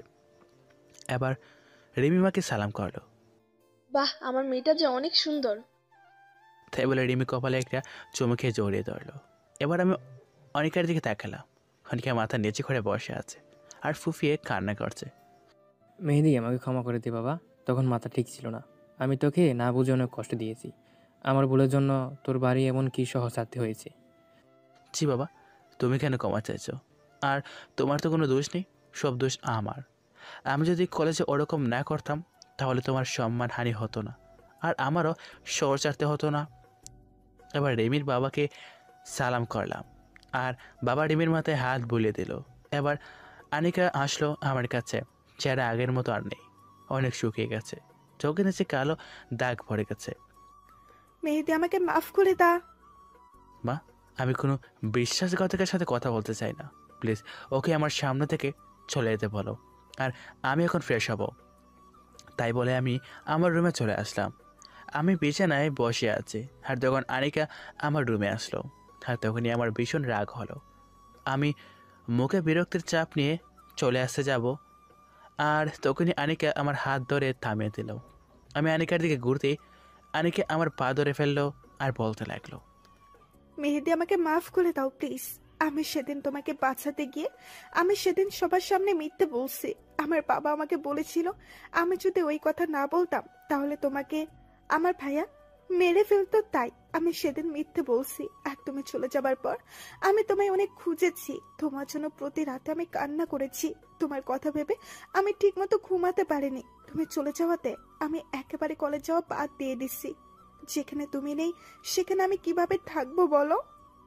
আমি তোমাকে ক্ষমা করতে পারবো না। তোমাকে আমি ঘৃণা করি। তোমার সাথেও কথা বলতে আমার ঘৃণা হচ্ছে। আমি তোমার চেহারাও দেখতে চাই না, আর তুমি কোনোদিনও আমার সামনেও আসবে না। আর আমার আর রিমির মধ্যে যেন না দেখি। আমি কোনো বিশ্বাসঘাতকের জন্য আমি রিমিকে হারাতে চাই না। আমি যতটুকু রিমিকে ভালোবাসি তার থেকে 1000 গুণ বেশি তোমাকে ঘৃণা করি। তাই বলে চলে আসতে যাব, তখনই দেখি রিমি দরজার কাছে দাঁড়িয়ে সব কথা শুনছে। আর ফুফিয়ে কান্না করছে। আমি রিমির কাছে যাওয়া মাত্র রিমি বলল, আমি একটা কথা বলবো, রাখবে আমার কথা? হুম, বলো কি কথা? আমি কোনোদিনও তোমার সাথে অমান্য করেছি? আনিকা আপু তোমাকে খুব ভালোবাসে। তুমি আনিকা আপুকে বিয়ে করে নাও, আমি কিছু মনে করব না। আর আমি দূরে কোথাও হারিয়ে যাব। টাস! আমি রিমিকে জোরে একটা চড় মারলাম। তুমি ভাবলে কি করে আমি তোমাকে রেখে আমি এই বিশ্বাসঘাতককে বিয়ে করব? আর তুমি কীভাবে এই কথাটা বললে?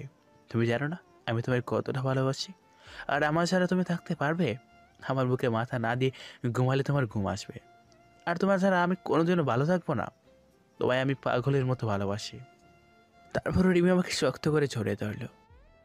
আমিও তোমাকে অনেক ভালোবাসি। তোমায় ছাড়া আমি বাঁচতে পারবো না, তোমায় ছাড়া আমি ঘুমোতে পারবো না। আমাকে ছেড়ে চলে যেও না। তুমি চলে গেলে আমার আর বেঁচে থেকে কি হবে বলো? না পাগলিব, তোমার ছেড়ে কোনোদিনও যাব না। আনিকা সব দেখছিল আমার আর রেমির ভালোবাসা। তারপর আনিকা কান্না করতে করতে বাইরে চলে গেল। এরপর আমি আর রেমি ড্রয়িং রুমে আসলাম। আমি আসার সাথে সাথে আনিকার ভাই আমার দিকে এগিয়ে আসলো। মেহেদি, উপরে কি হলো জানি না, কিন্তু আনিকা কান্না করতে করতে চলে গেল। আগে যা হয়েছে সব ভুলে যাও আর আমাদের সবাইকে ক্ষমা করে দাও। সেদিন তোমার একটা বন্ধু আছে, তার কথা শুনে আমার তোমাকে ভুল বুঝেছি। প্লিজ তুমি আনিকাকে মাফ করে দাও আর আমাদের সাথে চলো। আমি কোনোদিন আপনাকে বা আপনাদের কাউকে ক্ষমা করব না। আপনাদের জন্য আমার বাবার সম্মানহানি হয়েছে। আপনাদের জন্য আমি নিজের বাড়ি, এমনকি নিজের শহর ছাড়তে হয়েছে। তুমি চলে যাবার পর আনিকা সবসময় কান্না করতো। কলেজে যাওয়া বন্ধ করে দিছে, এমনকি ঠিকমতো খায় না। সবসময় নিজেকে একটা রুমে বন্দি করে রাখে।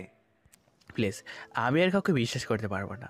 আর এই যে আমার বউ, সে আমাকে অনেক ভালোবাসে। আপনার বোনের মতো বিশ্বাসঘাতক না। আমি যখন এই শহরে নতুন এসেছি তখন না ছিল থাকার জায়গা আর না ছিল খাওয়ার মতো টাকা। তখন এই রিমি আমাকে আশ্রয় দিয়ে পড়াশোনা করিয়ে আমি এখন চাকরি করি আর রিমিকে বিয়ে করি। তাই আপনারা আর কোনোদিন এই বাড়িতে আসবেন না, চলে যান এক্ষুনি। তারপর তারা সবাই চলে গেল। এবার আমি আমার মা বাবার কাছে গেলাম। মা, বাবা, তোমরা আজ এখানে থাকো। কতদিন তোমাদের সাথে দেখা হয়নি, কতদিন একসাথে খাবার খাইনি। মা বাবা আর জোর করলো না, সবাই একসাথে অনেক গল্প করলাম। মা তো রিমিকে পেয়ে মনে হচ্ছে নিজের হারানো মেয়েকে ফিরে পেয়েছে। তারপর সবাই একসাথে রাতের খাবার খেয়ে মা বাবার বিছানা পেতে দিল অন্য রুমে। তারপর যে যার রুমে গিয়ে শুয়ে পড়লাম। প্রতিদিনের মতো রিমি আমার বুকে মাথা দিয়ে শুয়ে আছে, কিন্তু কোনো কথা বলছে না। চুপচাপ শক্ত করে জড়িয়ে ধরে শুয়ে আছে। আমার কেমন খটকা লাগলো। এই রিমি, তুমি কথা বলছো না কেন? কি হয়েছে তোমার? এবার রিমির দিকে তাকিয়ে দেখি রিমি কান্না করছে। এই পাগলি, কান্না করছে কেন? কি হয়েছে তোমার? খুব ভয় হচ্ছে আমার। কেন ভয় পাচ্ছ? আমি তো আছি তোমার সাথে। হ্যাঁ, ওরা যদি তোমাকে নিয়ে চলে যায় তাহলে আমি কি নিয়ে বাঁচবো? তখন কি হবে আমার? খুব ভয় হচ্ছে। তোমাকে যদি তারা নিয়ে চলে যায় তাহলে আমি সত্যি বলছি, আমি সেদিনেই মরে যাব। চুপ পাগলি আমার, কথা বলে না। আমি কোথাও যাবো না, তোমার ছাড়া আমিও বেঁচে থাকতে পারবো না। তারপর রিমির কপালে একটা ভালোবাসার পরশ এঁকে দিলাম আর রিমি আমাকে শক্ত করে জড়িয়ে ধরলো। তারপর শুয়ে পড়লো। হঠাৎ কারো কান্নার শব্দে খুব ভেঙে গেল। আমি তাড়াতাড়ি উঠে দেখে রিমি আমার পাশে বসে কান্না করছে। কি হয়েছে? তুমি আবার কান্না করছো কেন? তুমি আমাকে আর আগের মতো ভালোবাসো না। আমাকে আর ভালো লাগে না তোমার, তাই না? কি বলছো এসব? আমি তো কিছু বুঝতে পারছি না। আর তোমাকে ভালোবাসবো না তো কাকে ভালোবাসবো? সব জানি। তুমি যদি আমাকে আগের মতো ভালোবাসতে তাহলে সকালে উঠে দেখে আমি বালিশে শুয়ে আছি কেন? এর আগে তো সব সময় আমাকে বুকে রাখতে, আর আজকে আমাকে তোমার বুকে না রেখে আমাকে বালিশে ঘুমোতে দিলে। আমি এখন পুরনো হয়ে গেছি তো, তাই ভালো লাগছে না, তাই না? বলি আমার বাবুটা বাজে রাগ করেছে। আমি খেয়াল করিনি তো, আমি ঘুমিয়েছিলাম তাই টের পাইনি। আসো বাবু, আমার বুকে আসো। তোমাকে আর কোনোদিনও বালিশে ঘুমাতে দেবো না। তাই বলে আমি আবার আমার পাগলিটাকে বুকে জড়িয়ে নিলাম আর রিমি আমার বুকে গুটি সুটি মেরে শুয়ে থাকলো। তারপর সকালে উঠে গিয়ে দেখি মা নাস্তা বানাচ্ছে। রিমি দৌড়ে গিয়ে মাকে জড়িয়ে ধরে বলল, মা, তুমি নাস্তা তৈরি করছো কেন? আমি আছি তো। দেখো দিনি মা, 15 দিন থাকতে তার মেয়েকে কাজ করতে দেয়। তারপর রিমি আর মা একসাথে নাস্তা তৈরি করলো আমি নাস্তা শেষে অফিসে চলে গেলাম। অফিসে লাঞ্চ টাইমে বসে আছে, তখন হঠাৎ করে একটা আনকমন নাম্বার থেকে কল আসলো। আমি ফোন রিসিভ করে সালাম দিলাম, কিন্তু সে সালামের উত্তর না দিয়ে বলল, বাবা তুমি তাড়াতাড়ি বাড়ি আয়, খুব টেনশন হচ্ছে, তাড়াতাড়ি বাড়ি আয়। তাই বলে ফোন রেখে দিল। আমি বুঝতে পারলাম মা ফোন দিয়েছে। আমি তাড়াতাড়ি অফিস থেকে বাড়ি চলে আসলাম। এসে যা দেখলাম, আমি কখনো প্রস্তুত ছিলাম না। আমি রিমি বলে জোরে একটা চিৎকার দিলাম। আমি বাসায় গিয়ে থেকে রিমি অচেতন হয়ে বিছানায় শুয়ে আছে, আর মা রিমির মাথায় হাত বুলিয়ে দিচ্ছে। আমি তাড়াতাড়ি রিমির পাশে গিয়ে রিমির মাথা আমার কোলে ধরে নিলাম। মা, কি হয়েছে? রিমি ও অচেতন হয়ে আছে কেন? জানি না বাবা, রুম থেকে কিছু পড়ার শব্দ শুনে রুমে এসে দেখি রিমি এভাবে পড়ে আছে, তারপর তোকে ফোন দিলাম। আমি তাড়াতাড়ি ডাক্তার সাহেবকে ফোন দিয়ে আসতে বললাম। মা বাবা নতুন জায়গায় হতো, কাউকে চেনে না, তাই ডাক্তারকে ফোন দিতে পারেনি। কিছুক্ষণ পর ডাক্তার আসলো। ডাক্তার রিমিকে পরীক্ষা করছে, আর আমি রিমির পাশে হাত ধরে বসে আছি। ডাক্তার একটা ইঞ্জেকশন দিয়ে দিল আর বাইরে এসে বলল, মেহেদি সাহেব, মিষ্টি খাওয়ান, আপনি বাবা হতে চলেছেন। ডাক্তারের কথা শুনে যে পরিমাণ খুশি হয়েছি তা লিখে বোঝাতে পারবো না। মনে হয় আমার জীবনের সবচেয়ে খুশির খবর এটা। তারপর ডাক্তারকে বিদায় দিয়ে আমি রিমির পাশে গিয়ে বসলাম। কিছুক্ষণ পর রিমির কান পেল, তখনই মা বাবা রুম থেকে চলে গেল। আমার কি হয়েছিল? আমি তখন মাথাটা প্রচণ্ডভাবে ব্যথা করে উঠল। তারপর আর কিছু মনে নেই। কি হয়েছে বলো আমায়? আর তোমার চেহারা এমন গম্ভীর হয়ে আছে কেন? সত্যি বলবে আমায়? ডাক্তার বলল, তুমি আর কোনোদিনও মা হতে পারবে না। মিথ্যে কথা বললাম। রিমিকে সারপ্রাইজ দিব বলে রিমি আবার কান্না করে দিল আর আমাকে জড়িয়ে ধরলো। না, তুমি মিথ্যে বলছো, আমি বিশ্বাস করি না। বলো তুমি মিথ্যে বলছো। আবার রিমি আমাকে ছাড়িয়ে দিয়ে বলল, আমি তোমাকে কোনোদিন বাবা ডাক শোনাতে পারবো না, তাই না? আমি তোমাকে কোনোদিন বাবা ডাক শোনাতে পারবো না, তাই না? আর তখন তুমি আমাকে ছেড়ে চলে যাবে, তাই না? প্লিজ, তুমি আমাকে ছেড়ে চলে যেও না। দরকার হয় তুমি আর একটা বিয়ে করো, তবুও আমি তোমাকে ছাড়া থাকতে পারবো না। তোমায় ছাড়া আমি বাঁচবো না। আমি রিমিকে বুকে জড়িয়ে নিয়ে বললাম, কী সব বলছো তুমি? আমি তোমাকে ছাড়া থাকতে পারবো না, আর আমি কাউকে বিয়ে করবো না। আমার থেকে তোমাকে কেউ কেড়ে নিতে পারবে না, কারণ আমি বাবা হতে চলেছি। রিমি এবার আমার বুক থেকে মাথা উঠিয়ে আমার দিকে করুণ দৃষ্টিতে তাকিয়ে আছে। রিমি এবার জোরে কান্না করে দিল আর আমাকে এবার শক্ত করে জড়িয়ে ধরে বাচ্চাদের মতো কান্না করে দিল। তুমি কেন আমাকে মিথ্যে বলছো? তুমি জানো কতটা কষ্ট পেয়েছিলাম আমি। আমি মা হতে পারবো না বলে কষ্ট পাইনি, আমি কষ্ট পেয়েছি তুমি আমাকে ছেড়ে চলে যাবে, তাই খুব কষ্ট হয়েছিল। তুমি জানো না আমি সব কষ্ট সহ্য করতে পারি, কিন্তু তোমাকে হারিয়ে ফেলার কষ্ট সহ্য করতে পারি না। তুমি বলো আমাকে আর কষ্ট দেবে? এবার আমিও রিমিকে শক্ত করে জড়িয়ে ধরলাম আর আমিও কান্না করে দিয়েছি। হয়তো রিমির কান্না আমি সহ্য করতে পারি না। তাই তুমি ভাবলে কীভাবে যে আমি তোমাকে ছেড়ে থাকতে পারবো? তুমি জানো না তোমাকে কতটা ভালোবাসি আমি। আর আজ যদি আমার কোনো সন্তান নাও হয়, তাহলে আমরা দুজন সারা জীবনে একসাথে থাকবো, আমাদের মাঝে কাউকে আসতে দেবো না। এই বলে আমি রিমির কপালে একটা চুমু খেলাম আর রিমিকে পরম ভালোবাসায় আমার বাহু ধরে জড়িয়ে নিলাম। এই ছাড়ো, আমি এমাত্র অফিস থেকে আসলাম, এবার একটু ফ্রেশ হয়ে আসছি। না, ছাড়বো না। তোমার বুকে আমি এভাবে সারা জীবন থাকতে চাই। গ্যাস সব ধুলাবালি ময়লা লেগে আছে। আমি যাবো আর আসবো, শার্টটা চেঞ্জ করে চলে আসবো। না, তুমি চুপচাপ বসে থাকো, কোথাও যেতে দেবো না তোমাকে। তুমি সব সময় অফিসে থাকো, সারা দিন কাছে পাই না। আজ পেয়েছি, আজ তোমাকে ছাড়বো না। কি মেরে বাবা, তুমি খুব ভালো লাগে রিমির ভালোবাসাগুলো। সে যখন আহ্লাদের সুরে ছোটো ছোটো করে কথা বলে, মনে হয় সারা জীবন তার সাথে কথা বলি। এই আমাদের বাবু হবে, তখন আমাদের বাবুটা কোথায় থাকবে? আমাদের মাঝখানে না, তোমার ওপাশে। তুমি বলো কোথায় থাকবে? তুমি আমার বাম পাশে বুকে শুয়ে থাকবে, আর আমাদের বাবুটা আমার ডান পাশে বুকে শুয়ে থাকবে, ঠিক আছে? না, ঠিক নেই। আমি তোমাকে কারোর ভাগ দিব না। এই পুরো বুকটা আমার। আমি কাউকে তোমার বুকে ঘুমোতে দিব না, এমনকি আমাদের সন্তানকেও না। কি মেয়ে রে বাবা, নিজের সন্তানকে হিংসা করে? কি বলছো? সে তো আমার সন্তান, আমি তাকে বুকে জড়িয়ে ঘুমাবো না? না বলেছি তো, আমি তোমাকে কাউকে ভাগ দিব না। আর আমাদের সন্তানকে দোলনায় রেখে দিব, আর না হয় তোমার মা বাবার কাছে রেখে দিব। কি, আমাদের সন্তান মা বাবার কাছে ঘুমাবে কেন? যদি তুমি আমাকে রেখে আমাদের সন্তানকে আদর করো, তাই। তুমি শুধু আমাকে আদর করবে, কথা মনে থাকবে তো? থাকবে। পাগলে একটা, তোমাকে রেখে আমি কাউকে আদর করবো না। তারপর আমি রিমিকে সরিয়ে ফ্রেশ হয়ে রাতের খাবার খাচ্ছি, তখন মা বলল, বাবা মেহেদি, তুই আমাদের সাথে চল, তোর নিজের বাড়িতে তুই যাবি। আর রিমির শরীরের অবস্থা খুব একটা ভালো না, তাই বলছি কি আমাদের সাথে চল, আমি বৌমাকে দেখে রাখবো। তাহলে আম্মু, আমি অফিস থেকে ট্রান্সফার নিয়ে কাল সবাই মিলে যাব। রাতে খাবার খেয়ে আমি আর রিমি রুমে চলে আসলাম। আমি শুয়ে পড়লাম আর রিমি কিছু কিছু কাজ করে শুতে চলে গেল। তারপর রিমি আমার বুকে মাথা দিয়ে শুয়ে পড়ল। আমি প্রায়ই শুনি অনেক মেয়ে মা হতে গিয়ে মারা যায়। আমিও যদি তাদের মধ্যে পড়ি, তখন তুমি আমাকে ছাড়া থাকতে পারবে? চুপ, এরকম কথা আর বলবে না। আর তোমার কিছু হবে না, তোমার পাশে আমি সব সময় থাকবো। তুমি কোনো চিন্তা করো না, শুধু আমাকে ভালোবেসে যাও আর আমাদের বাবুটার দিকে খেয়াল রাখো। তারপর রিমিকে জড়িয়ে ধরে ঘুমিয়ে পড়লাম। সকালে উঠে থেকে রিমি সুন্দর করে বাচ্চাদের মধ্যে গুটি শুটি মেরে আমাকে জড়িয়ে ধরে আছে। মনে হচ্ছে রিমি তার সবচেয়ে নিরাপদ জায়গা পেয়ে গেছে। আমিও আর রিমিকে ডাকলাম না, ডাকলে রিমির ঘুম ভেঙে যাবে। কিছুক্ষণ পর রিমি ঘুম ভেঙে গেল আর আমার দিকে তাকিয়ে দেখে আমি তার দিকে তাকিয়ে আছি। তখন রিমি আমার ঠোঁটে একটা চুমা খেল আর দুই গালে দুটা চুমু দিয়ে উঠে পড়লো। আমি ফ্রেশ হয়ে অফিসে চলে গেলাম। জিনাইতে আমার অফিস ট্রান্সফার করে চলে আসলাম। আজ রাতে চলে যাব এখান থেকে। সবাই যে যার ব্যাগ গুছিয়ে নিয়ে রিমির মা বাবার সাথে দেখা করে চলে আসলাম। আজ দীর্ঘ 4 বছর পর নিজের শহরে যাচ্ছি। সবাই মিলে বাসে উঠলাম। মা বাবা এক সিটে আর আমি আর রিমি এক সিটে। রিমিকে জানালার পাশে বসালাম। রিমি আমার হাত জড়িয়ে ধরে বসে আছে। মনে হচ্ছে রিমি ভয় পাচ্ছে। নতুন জায়গা, নতুন লোক, কী হবে সেইটা ভেবে মনে কিছুটা নার্ভাস ফিল করছে।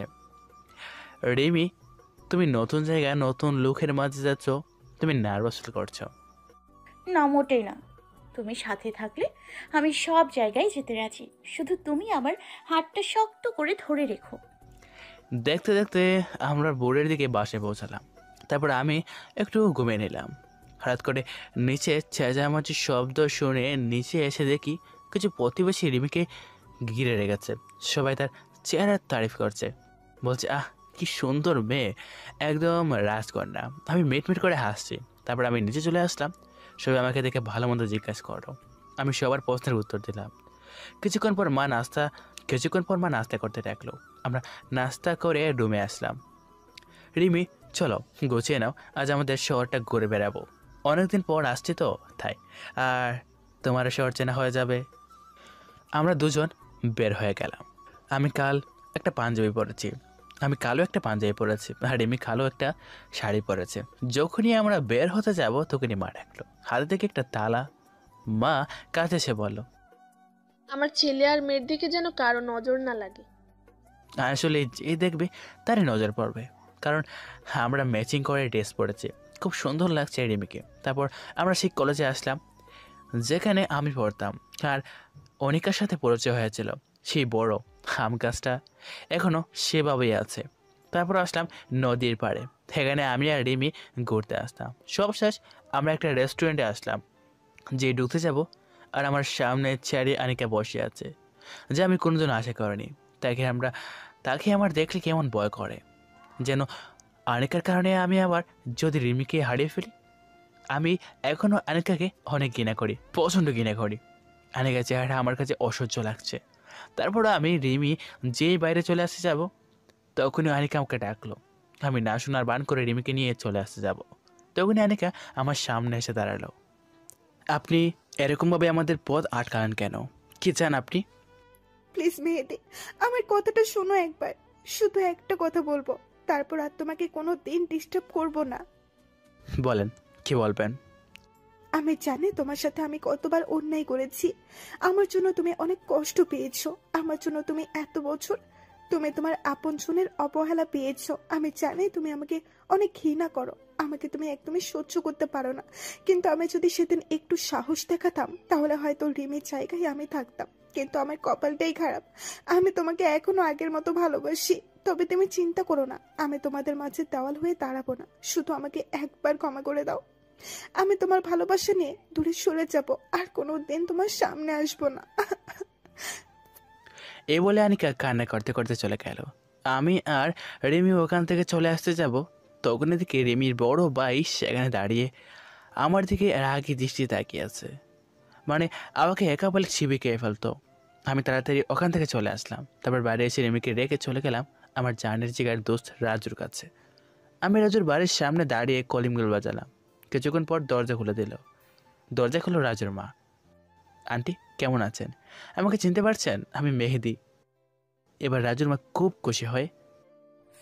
বাবা, তুই কতদিন পরে এলি, সেই চলে গেলি আর ফিরে আসলি না। আন্টি রাজু কই? রাজু তার রুমে আছে, যাও দেখা করে আসো। আমি রাজুর রুমে গিয়ে দিকে রাজু চোখ বন্ধ করে হেডফোনে গান শুনছে। আমি আস্তে আস্তে রাজুর কাছে গিয়ে রাজুকে একটা চড় মারলাম আস্তে করে। রাজু ভয় পেয়ে তাড়াতাড়ি উঠে পড়লো আর রাজুর সামনে তাকিয়ে দেখে আমি দাঁড়িয়ে আছি। রাজু দৌড়ে আমাকে জড়িয়ে ধরলো আর বলল, কেমন আছিস দোস্ত? তুই চলে যাওয়ার পর থেকে আমি আড্ডা মারা বন্ধ করে দিয়েছি। তুই না থাকলে কিভাবে মজা হবে বল? এবার থেকে আবার আড্ডা হবে। আমি চলে আসছি না? চল আগে ভাবির সাথে দেখা করে আসি। চল, কিন্তু ভাবিকে পেয়ে যেন আমাকে বলে যাচ্ছে শালা। তারপর দুজন চলে আসলাম আমাদের বাসায়। তারপর রুমে ঢুকে দেখি রিমি কাপড় গুছিয়ে আলমারিতে রাখছে। আমি পেছন থেকে গিয়ে রিমিকে জড়িয়ে ধরলাম। রিমি ভয় পেয়ে বলল, এভাবে কেউ জড়িয়ে ধরে? আমি তো ভয় পেয়ে গেছি। তারপর আমি রাজুর সাথে রিমির পরিচয় করে দিলাম। এভাবে আমাদের সুখের সংসার চলতে থাকলো। তবে এখন আর আনিকাকে দেখা যায় না আর ডিস্টার্বও করে না, কিন্তু আমার মনে কেউ আমার পিছু নিচ্ছে। এভাবে আমার আর রিমির সংসার 8 মাস চলে গেল। আজ আমি অফিসে বসে কাজ করছি, তখন আমার বাবা ফোন করে বলল রিমিকে হাসপাতালে নেওয়া হচ্ছে। রিমির ডেলিভারি পেন উঠেছে, তাই আমিও সব কিছু ফেলে তাড়াতাড়ি হাসপাতালে চলে আসলাম। এসে দেখি রিমি ওটিতে নেওয়া হচ্ছে রিমিকে। আমি বাইরে অপেক্ষা করছি, খুব টেনশন হচ্ছে। কিছুক্ষণ পর ডাক্তার বের হয়ে আসলো। আমি সাথে সাথে ডাক্তারের কাছে গেলাম। ডাক্তার কি হয়েছে আমার রিমির? আপনি কিছু বলছেন না কেন? মেহেদি সাহেব, আপনার মেয়ে হয়েছে আর বাচ্চার মা সরি। তাই বলে ডাক্তার চলে গেল। আমি সাথে সাথে সেখানে চুপ করে বসে পড়লাম। আমার মাথায় কিছু কাজ করছে না। কি করব আমি? কীভাবে থাকবো রিমিকে ছাড়া? তারপর আমি দৌড়ে রিমির কাছে গেলাম, যেদিকে রিমির চোখ বুঝে শুয়ে আছে। আমি রিমিকে জড়িয়ে ধরে কান্না শুরু করে দিলাম। তুমি কথা দিয়েছিলে তুমি আমাকে ছেড়ে কোথাও যাবে না, তাহলে কেন চলে গেলে? আমি কীভাবে বাঁচবো তোমাকে ছাড়া? আমি রিমিকে জড়িয়ে ধরে কান্না করছে। তারপর হঠাৎ করে কেউ আমাকে জড়িয়ে ধরলো আর বলছে, তোমাকে ছেড়ে কোথাও যাব না পাগল। আবার চোখ খুলে তাকিয়ে দেখি রিমি আমাকে জড়িয়ে ধরে আছে আর রিমি আমার দিকে তাকিয়ে মিটমিট করে হাসছে। তারপর আমি রিমিকে শক্ত করে জড়িয়ে ধরে রাখলাম আর কোনো দিনও রিমিকে হারিয়ে দিব না। তারপর রিমিকে এক ঝটকায় সরিয়ে দিয়ে বললাম, তুমি আমার সাথে এরকম অভিনয় করে কেন? তুমি আমাকে কষ্ট দিয়ে খুব মজা পাও, তাই না? তুমিও একদিন আমার সাথে মজা করেছিলে, মনে আছে? আমিও সেদিন অনেক কান্না করেছিলাম, তাই আজকে আমি প্রতিশোধ নিলাম। এরকম মজা আর কোনোদিনও করবে না। তুমি জানো কত কষ্ট পেয়েছে? তারপর আমার রাজকন্যাকে কোলে নিয়ে বলল, দেখছো আমি বলেছিলাম না আমাদের তোমার মতো একটা রাজকন্যা হবে। আমার রাজকন্যাকে একটা চুমু দিয়ে রিমির কপালে একটা চুমু দিলাম। কিছুদিন পর আমি রিমিকে হাসপাতাল থেকে বাসায় নিয়ে আসলাম। তারপর রাতে ঘুমাতে গিয়ে রিমির পাগলামি দেখে আমি না হেসে পারলাম না। রিমি আমাদের মেয়েকে নিয়ে বাইরে যাচ্ছে। তখন আমি বললাম, এই জিনাত, আমাদের মেয়ের নাম। খেয়ে কোথায় নিয়ে যাচ্ছ? কেন, আম্মু আব্বুর কাছে রেখে আসতে যাচ্ছি। না, তুমি আমার মেয়েকে আমার পাশে রাখো, আমাদের মাঝখানে আমার মেয়ে থাকবে। রিমি আবার লেগে বলল, তোমাকে আমি প্রথমে বলেছিলাম না তোমার আমার মাঝে কেউ থাকবে না, এমনকি আমাদের সন্তানও না। তোমার বুকে মাথা না রাখলে আমার ঘুম আসে না, তুমি জানো না? ওকে, তাহলে তুমি মাঝখানে থাকো আর জিনাতকে তোমার ওই পাশে রাখো। তারপর রেমি আমার পাশে শুয়ে পড়লো আর জিনাত রেমির পাশে শুয়ে পড়লো। তারপর রেমিকে জড়িয়ে ধরে ঘুমিয়ে পড়লাম। সকালে উঠে ঘুম থেকে উঠে ফ্রেশ হয়ে নাস্তা করে রিমির কপালে আর আমার ছোট্ট পরিটার কপালে একটা চুমু দিয়ে বসে চলে আসলাম। আজ অফিসে কিছু কর্মচারী নিয়োগ হবে। আমি আমার ডেস্কে বসে আছি, তখন আমাদের ম্যানেজার একটা মেয়ের সাথে পরিচয় করিয়ে দিল আর বলল, আজ থেকে তোমার আন্ডারে কাজ করবে মেয়েটির নাম তনিমা। তনিমা দেখতে বেশ সুন্দরী, তবে আমার রিমির থেকে বেশি না। আমি তনিমার সাথে পরিচয় হয়ে নিয়ে তনিমার কাজ বুঝিয়ে নিয়ে নিজের ডেস্কে এসে বসলাম। আমার ডেস্ক থেকে তনিমার ডেস্ক দেখা যায়। কিছুক্ষণ পর তনিমার দিকে তাকিয়ে থেকে তনিমা আমাকে এক দৃষ্টি তাকিয়ে আছে আমার দিকে। আমি এসবের দিকে মনোযোগ না দিয়ে আমার কাজে করতে লাগলাম। এভাবে আমার রিমির আর আমার ছোট্ট বুড়িটার সংসার চলতে থাকলো। আজ আমার মেয়ের বয়স 1 বছর। এই 1 বছরে আমাদের মেয়ের জিনাতের পাগলামের দিকে কীভাবে যে সময় চলে গেল। আর এদিকে অফিসে তনিমা এখন আমার দিকে সবসময় তাকিয়ে থাকে, কারণ অকারণে আমার সাথে আমার ডেস্কে আছে। আমার সাথে যেভাবে কথা বলে অনেকেও দেখলে বলবে আমরা দুজন কাপড়। আজ অফিস থেকে বাড়ি আসতে যাবো, তখনই তনিমা আমাকে কফি খাওয়ার জন্য বললো। আমিও মানা করতেই পারলাম না। সবসময় অফিস বাড়ি করতে করতে আমারও কেমন অধৈর্য হয়ে গেছে, তাই আমিও রাজি হয়ে গেলাম। কফি শপ থেকে তনিমাকে বিদায় দিয়ে আমি বাড়ি চলে আসলাম। কলিংগুলো বাজালাম। কিছুক্ষণ পর মা দরজা খুলে দিল। আমি বেশ অবাক হলাম, কারণ এই পর্যন্ত প্রতিদিন রিমি দরজা খুলে দেয়। মা, তুমি দরজা খুলছো, রিমি কই? রিমি ওপরে আছে, মনে হয় শুয়ে আছে, তাই আমি দরজা খুলে দিলাম। আমি উপরে গিয়ে দেখি জিনাত ঘুমিয়ে আছে। বেশ অবাক হলাম, কারণ আমি আসার আগে কোনোদিনও রিমি জিনাতকে ঘুমাতে দেয় না। আর রিমিকে কোথাও দেখা যাচ্ছে না। সব জায়গায় খুঁজলাম, কিন্তু পেলাম না। এবার আমি ছাদে উঠে দেখি রিমি ছাদের এক কোণা চুপটি করে দাঁড়িয়ে আছে। আমি রিমিকে ডাক দিলাম। রিমি আমার ডাক শুনে রিমি তাড়াতাড়ি করে তার চোখ মুছে নিল। কী ব্যাপার, তুমি এত রাতে ছাদে কেন? তাই বলে রিমিকে আমার দিকে ফিরালাম। দেখি রিমির চোখ লাল হয়ে আছে, মনে হয় কান্না করেছে। রিমি, তোমার চোখ লাল কেন? তুমি কি কান্না করেছো? না, আমার কিছু হয়নি, চলো নিচে চলো। এই বলে রিমি আগে থেকে নিচে নেমে গেল। আমি বেশ অবাক হলাম, কারণ আমি অফিস থেকে বাড়ি আসলে আগে রিমি আমাকে জড়িয়ে ধরে আমার গালে একটা চুমু দেয়। কিন্তু আজ রিমির কী হলো, যেসব বলে গেছে। রাতে সবাই একসাথে খেয়ে যখন ঘুমাতে যাবো, তো ওখানে দেখি রিমি অপাশে শুয়ে আছে আর জিন্নাত আমাদের মাঝখানে শুয়ে আছে। আমি রিমির এমন পরিবর্তন দেখে খুব অবাক হলাম। কী হয়েছে রিমি তোমার? তুমি আজ অপাশে শুয়ে পড়লে কেন? না, কিছু হয়নি, এমনি ভালো লাগছে না, তাই এদিকে শুয়ে পড়লাম। তাই বলে রিমি অন্যদিকে মুখ করে শুয়ে পড়ল। আমি বেশ অবাক হলাম, কারণ রিমি এই পর্যন্ত যতবারই মন খারাপ হয় ততবারই আমাকে জড়িয়ে ধরে ঘুমাতো। তবে আজ কী হলো রিমির? এভাবে আমার সারা রাত ঘুম আসলো না। সকালে ঘুম থেকে উঠে দেখে রিমি পাশে নেই। রিমি এরকম করছে কেন? রিমি এরকম করছে কেন? আমাকে অবহেলা করছে কেন? আমাকে এড়ে চলছে কেন? কি হয়েছে রিমি? তাই বলে আমি ফ্রেশ হতে চলে গেলাম। তারপর নাস্তা করে অফিসে যাব, তখন রিমি আমার কাছে এসে আমাকে জড়িয়ে ধরে চুমু খায়। কিন্তু আজ কেন আসলো না, আমি কিছু বুঝতে পারছি না। তারপর আমি রিমিকে ডাকলাম, কিন্তু কোনো সারা শব্দ নেই। তাই আমি কিচেনে গেলাম। গিয়ে দেখি রিমি রান্না করছে। কি হলো, তুমি শুনতে পারছো না? তোমায় কখন থেকে ডাকছি, শুনতে পারছো না? দেখছো না কাজ করছি, তাও এতবার ডাকার কি হলো? আমার বুকের মধ্যে কেমন একটা ব্যথা হয়ে উঠলো। রিমি এমনভাবে কথা শুনে, রিমি আমার সাথে এমনভাবে কথা বলছে কেন বুঝতে পারছি না। তারপর অফিসে চলে আসলাম। আমার কোনো কাজে মন বসছে না। রিমির মাঝে কেন এমন পরিবর্তন হলো, খুব খারাপ লাগছে আমার। তখন থেকে তনিমা আসলো আমার ডেস্কে। তুমি এখানে কি করতে এসছো? তোমার মতো একটা বিশ্বাসঘাতকের সাথে আমার কোনো সম্পর্ক নেই। কেন এসছো তুমি এখানে? তোমাকে নিয়ে যেতে এসেছি। রিমি, তুমি প্লিজ চলো আমার সাথে। তোমাকে স্যার আমার জীবনটা একদম শূন্য শূন্য লাগছে। কাল সারা রাত ঘুমাইনি, তুমি পাশে ছিলে না তাই। কাল সারাদিন কোনো খাবার খাইনি, শুধু তুমি পাশে নেই তাই। প্লিজ চলো আমার সাথে। তোমাকে ছাড়া জীবনটা কেমন অসম্পূর্ণ লাগছে।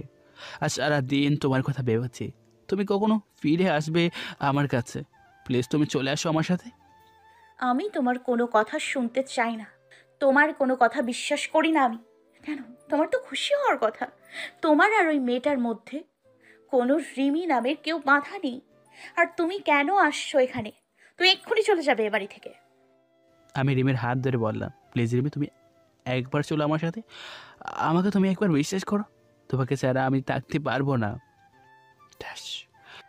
তোকে কতবার বলবো, তোর মতো একটা বিশ্বাসঘাতকের সাথে আমার কোনো সম্পর্ক নেই। তুই স্বামী নামের কলঙ্ক, তোর স্বামী হওয়ার কোনো যোগ্যতাই নেই। তুই আর কোনো দিন আমার সামনে আসবি না। আর যদি কোনো দিন তোর ওই নোংরা চেহারা আমাকে দেখাবি না, যদি আবার আমার সামনে আসিস, তাহলে আমার আর আমার মেয়ের বড়া মুখ দেখবি। আমার বিশ্বাস হচ্ছে না। রিমি আমাকে ছড় মারলো। আমার চোখ দিয়ে অঝোর দ্বারায় পানি বের হচ্ছে। আমি একভাবে এক জায়গায় দাঁড়িয়ে আছি, কোনো কথা বের হচ্ছে না। খুব কষ্ট হচ্ছে। রিমির তার সামনে আসতে মানা করছে, বলে ঠিক আছে আর কোনোদিনও তোমার সামনে আসবো না, আমার এই নোংরা চেহারা দেখাবো না। তবে হ্যাঁ, তুমি যা দেখেছো শুনেছো সবটাই ভুল ছিল, সবটাই মিথ্যা ছিল। তোমাকে আমি এখনও ভালোবাসি আর পরেও ভালোবাসে যাব একইভাবে। তুমি যখন তোমার ভুল বুঝবে তখন আমার কাছে ফিরে আসতে পারো। যদি বেঁচে থাকি তাহলে অবশ্য তোমাকে কাছে টেনে নেব, অপমান করে ফিরিয়ে দেব না। তাই বলে আমি আমার ছোটো পরিটার দিকে এগিয়ে গেলাম, একটু কপালে চুমু দেবো বলে। তখন রিমি বলল, তোর ওই নোংরা শরীরে আমার মেয়েকে টাচ করবি না। যদি করিস তাহলে আমি আমার মেয়েকে নিজের হাতে খুন করব। আমি রিমির কথা শুনে সাথে সাথে দাঁড়িয়ে পড়লাম আর আমার মেয়েটাকে দেখে রুম থেকে বেরিয়ে পড়লাম। রিমির কথা শুনে প্রচণ্ড কষ্ট হচ্ছে, মনে হচ্ছে কোনো বড় পাথর আমার বুকের উপর রেখে দিয়েছে। রিমিদের বাড়ি থেকে বেরিয়ে আনমনের রাস্তা দিয়ে আসছি আর চোখ দিয়ে টপ টপ করে পানি পড়ছে। আমি আবার বাস স্ট্যান্ডে চলে আসলাম আর একটা টিকিট কেটে জিনাইতের উদ্দেশ্যে চলে আসলাম। বাড়ি যেতে খুব কষ্ট হচ্ছে, কারণ রিমির সব স্মৃতি রয়েছে এ বাড়িতে। আর মাকে কি জবাব দেব যে তার বৌমাকে ফিরিয়ে নিয়ে আসতে পারেনি? বাইরে এসে কলমিঙ্গল বাজালাম, কিছুক্ষণ পর মা এসে দরজা খুলে দিল। মা আমার পিছনে তাকিয়ে দেখলো রিমি নেই। তাই মা কোনো কথা না বলে রাগ করে চলে গেল। আমি ওর কিছু বললাম না, নিজের রুমে গিয়ে সারাদিন বসে থাকলাম, কিন্তু মা একটাবার কোচ দিতে এলো না। আমি আর কষ্ট সহ্য করতে পারছি না। রিমির স্মৃতিগুলো আমাকে সবসময় কাঁদিয়ে দিচ্ছে। তাই আমি ডিসিশন নিলাম আমি আর এদেশে থাকবো না। যেখানে রিমি আমাকে ভুল বুঝে চলে গেল, আর বাড়িতে যতদিন রিমিকে ফিরিয়ে না আনবো ততদিন মা আমার সাথে কথা বলবে না। তাই সবাইকে রেখে বিদেশে চলে যাব। তাহলে আমার এই নোংরা চেহারা রিমিকে আর দেখতে হবে না, আর মা আমার সাথে কথা বলবে না। সেই কষ্টটা বলে থাকার জন্য আমাকে বিদেশে চলে যেতে হবে। আমি পরের দিন বিদেশে যাওয়ার সব কাগজপত্র জমা দিলাম। 2-1 দিন পর পাসপোর্ট চলে আসবে। আজ চলে যাচ্ছি সব মায়া ত্যাগ করে, আর হয়তো রিমির সাথে দেখা হবে না। আর আমার মেয়েটা আমার বদলে অন্য কারো পরিচয় হবে। আমি মার কাছ থেকে বিদায় নিয়ে চলে আসলাম। চলে আসার সময় মা কিছু বলল না, অন্যদিকে মুখ করে বসে আছে। আমি আর কিছু না বলে চলে আসলাম। এখন এয়ারপোর্টে হঠাৎ দেখে তনিমা বসে আছে একটা চেয়ারে। আমি সাথে সাথে তনিমার কাছে চলে আসলাম। তনিমা আমাকে দেখে অনেক অবাক হলো। তনিমা, তুমি আমার সাথে এমন কেন করলে? কি পেলে আমার আর রিমির সুখের সংসারটা ভেঙে দিয়ে? তোমার কারণে রিমি আমাকে ছেড়ে চলে গেছে। আমার মা আমার সাথে কথা বলা বন্ধ করে দিয়েছে। মেহেদি, তুমি আমাকে প্লিজ ক্ষমা করে দাও। আমি জানতাম না রাকিব আনিকার ভাই আমাকে দিয়ে এমন কাজ করাচ্ছে। আমি সত্যিই জানতাম না রাকিবের এমন প্ল্যান রয়েছে। তাহলে এসব রাকিবের কাজ? আমি এক্ষুনি গিয়ে রিমির ভুল ধারণা সব মুছে দেব, আর সাথে তুমিও যাবে। হঠাৎ করে রিমির বলা কথাগুলো সব মনে পড়ে গেল। রিমি বলেছিল আমি যদি তার সামনে যাই তাহলে তার মরা মুখ দেখতে হবে। আমি চাই না আমার জন্য রিমি আর আমার মেয়ের কোনো ক্ষতি হোক। কি হলো, দাঁড়িয়ে গেলে কেন? চলো। তারপর আমি রিমির সাথে গড়ে যাওয়া সব কথা তনিমাকে বললাম, আর ওখান থেকে চলে আসলাম। ফ্লাইট এখনই টেক আপ করবে। কিন্তু আমি রিমির ভুল ভাঙাবো, তোমার কাছে রিমিকে ফিরিয়ে আনবো। তখন অনেক দেরি হয়ে যাবে, আর আমি মনে হয় কখনো এদেশে নাও আসতে পারি। তাই বলে আমি চলে আসলাম আর বিমানে উঠে পড়লাম। আমি ফ্লাইটে উঠে রিমির কথা ভাবছি যে রিমি আমাকে কেমন করে ভুল বুঝতে পারলো। সে তো বলেছিল যে আমাকে ছাড়া কোনো দিনও সে থাকতে পারবে না, তাহলে কেন আমাকে ছেড়ে সে রয়েছে? রিমি আমাকে কোনোদিনও রাগিভাবে কথা বলেনি, কিন্তু সে আমাকে ছোঁয়ার পর্যন্ত মারলো। খুব কষ্ট হয় রিমির অবহেলা মনে পড়লে। আমার ছোটো পরিটা আমাকে আর চিনতে পারবে না, হয়তো অন্য কারো পরিচয় বড় হবে। রিমি হয়তো আমাকে ছেড়ে অন্য কাউকে বিয়ে করবে, তার সুখের সংসার করবে। আমি রিমির কথা ভাবতে ভাবতে ফ্লাইট ল্যান্ড হয়ে গেছে। আমি এখন সিঙ্গাপুরে আসছি। কেউ জানে না আমি কোন দেশে আসছি। হয়তো কেউ আমার কথা মনে রাখবে না। সবার অবহেলার কারণ আমাকে সবাই বলে যাবে। আমি সিঙ্গাপুরে একটা জব করছি। এখন রিমির কথা খুব বেশি মনে পড়ে, আর রাতের বেলা রিমির কথা ভেবে রাতের ঘুম হয় না। রিমি সবসময় আমার বুকে মাথা রেখে ঘুমায়, আর এখন ঘুমাতে গেলে রিমির কথা মনে হয়। এভাবে সিঙ্গাপুরে আমার 5টি বছর কেটে গেল। এই 5 বছরে এমন কোনো দিন নেই যে রিমির জন্য আমার চোখে পানি পড়েনি। এখন রিমিকে আমি বলতে পারিনি। আর আমার ছোট্ট পরিটা মনে হয় এখন অনেক বড় হয়ে গেছে। এখন হয়তো আমাকে আর চিনবে না, বা আমার কোনো অস্তিত্বই নেই। আমি এই কয়টা বছর দেশের কারো সাথে যোগাযোগ করিনি, এমনকি আমার বাবা মার সাথেও না। এই কদিন মা বাবার কথা খুব বেশি মনে পড়ছে, আর মা বাবাকে এক নজরে দেখতে ইচ্ছে করছে। তাই আমি সিদ্ধান্ত নিলাম যে আমি 2 মাসের ছুটিতে দেশে যাব। আমি আজ দেশে ফিরছি, অন্যরকম একটা ফিলিংস কাজ করছে। দেশে গিয়ে সবাই আমাকে চিনতে পারবে তো? এইমাত্র ফ্লাইট টেক আপ করলো। আমি 5 বছর পর দেশের মাটিতে পা রাখলাম। আমি একটা বাসে করে আমার নিজ শহরে জিনাইতে চলে আসলাম। সব কিছু কেমন পাল্টে গেছে এই 5 বছরে। তারপর আমার বাসার সামনে চলে আসলাম, কলিং বেল চাপলাম। কিছুক্ষণ পর দরজা খুলে একটা ছোট্ট মেয়ে দরজা খুলে দিল। আমি একভাবে মেয়েটির দিকে তাকিয়ে আছি। মেয়েটি চোখগুলো একদম আমার ছোট্ট পরিটার মতো লাগছে, আর মেয়েটি আমার দিকে কেমন অবাক দৃষ্টিতে তাকিয়ে আছে। মামনি, কে তুমি? আর এই বাড়িতে কি করছো? আমার নাম জিনাত, আর এটা আমার দাদুর বাড়ি। তুমি আমার আব্বু তাই না? তোমাকে আমি ছবিতে দেখেছি। তোমার ছবি আমার মা বউকে নিয়ে প্রতি রাতে কান্না করে। আম্মুর কান্না দেখে আমারও খুব কান্না আসে। আমি মেয়েটির মুখে জিনাত নাম শুনে আমার বুকটা কেমন চিনচিন ব্যথা হয়ে উঠল। আমার মনটা খুশিতে ভরে গেল। আমার মেয়েকে আমি ফিরে পেয়েছি। আমি জিনাতকে বুকে জড়িয়ে নিয়ে অজোর দ্বারায় কান্না করে দিলাম। আপু, তুমি আমাকে রেখে আর কোনো দিন যাবে না তো? তোমার সাথে খুব কথা বলতে ইচ্ছে করে, তোমার সাথে ঘুরতে ইচ্ছে করে। তুমি আমাকে রেখে আর কোনো জায়গায় যাবে না। আমি সামনে তাকিয়ে দেখে আমার মা দাঁড়িয়ে আছে। আমি জিনাতকে চাড়িয়ে আম্মুর কাছে গেলাম আর আমাকে জড়িয়ে ধরে হাওমা করে কান্না শুরু করে দিলাম। কোথায় ছিলি বাবা? তুই আমাদের উপর রাগ করে চলে গেলি, আর আজ ফিরে আসলি। তোর কি মাটার কথা মনে পড়ে না? মনে পড়ে মা, সবসময় তোমাদের কথা মনে পড়ে, কিন্তু কি করবো বলো মা, আসার সময় হয়নি। মা, এটা আমার সেই ছোট্ট পরিটা। তোর মেয়ে আর আমার মা দাদু ভাই। মা, রিমি কেমন আছে? আর রিমি কোথায় মা? তুই চলে যাওয়ার পরের দিনই রিমি এখানে এসে তোকে না পেয়ে মেয়েটা খুব কান্না করেছে। রিমি উপরের রুমে আছে? যা নিজের রুমে ফ্রেশ হয়ে খাবার খেতে আয়।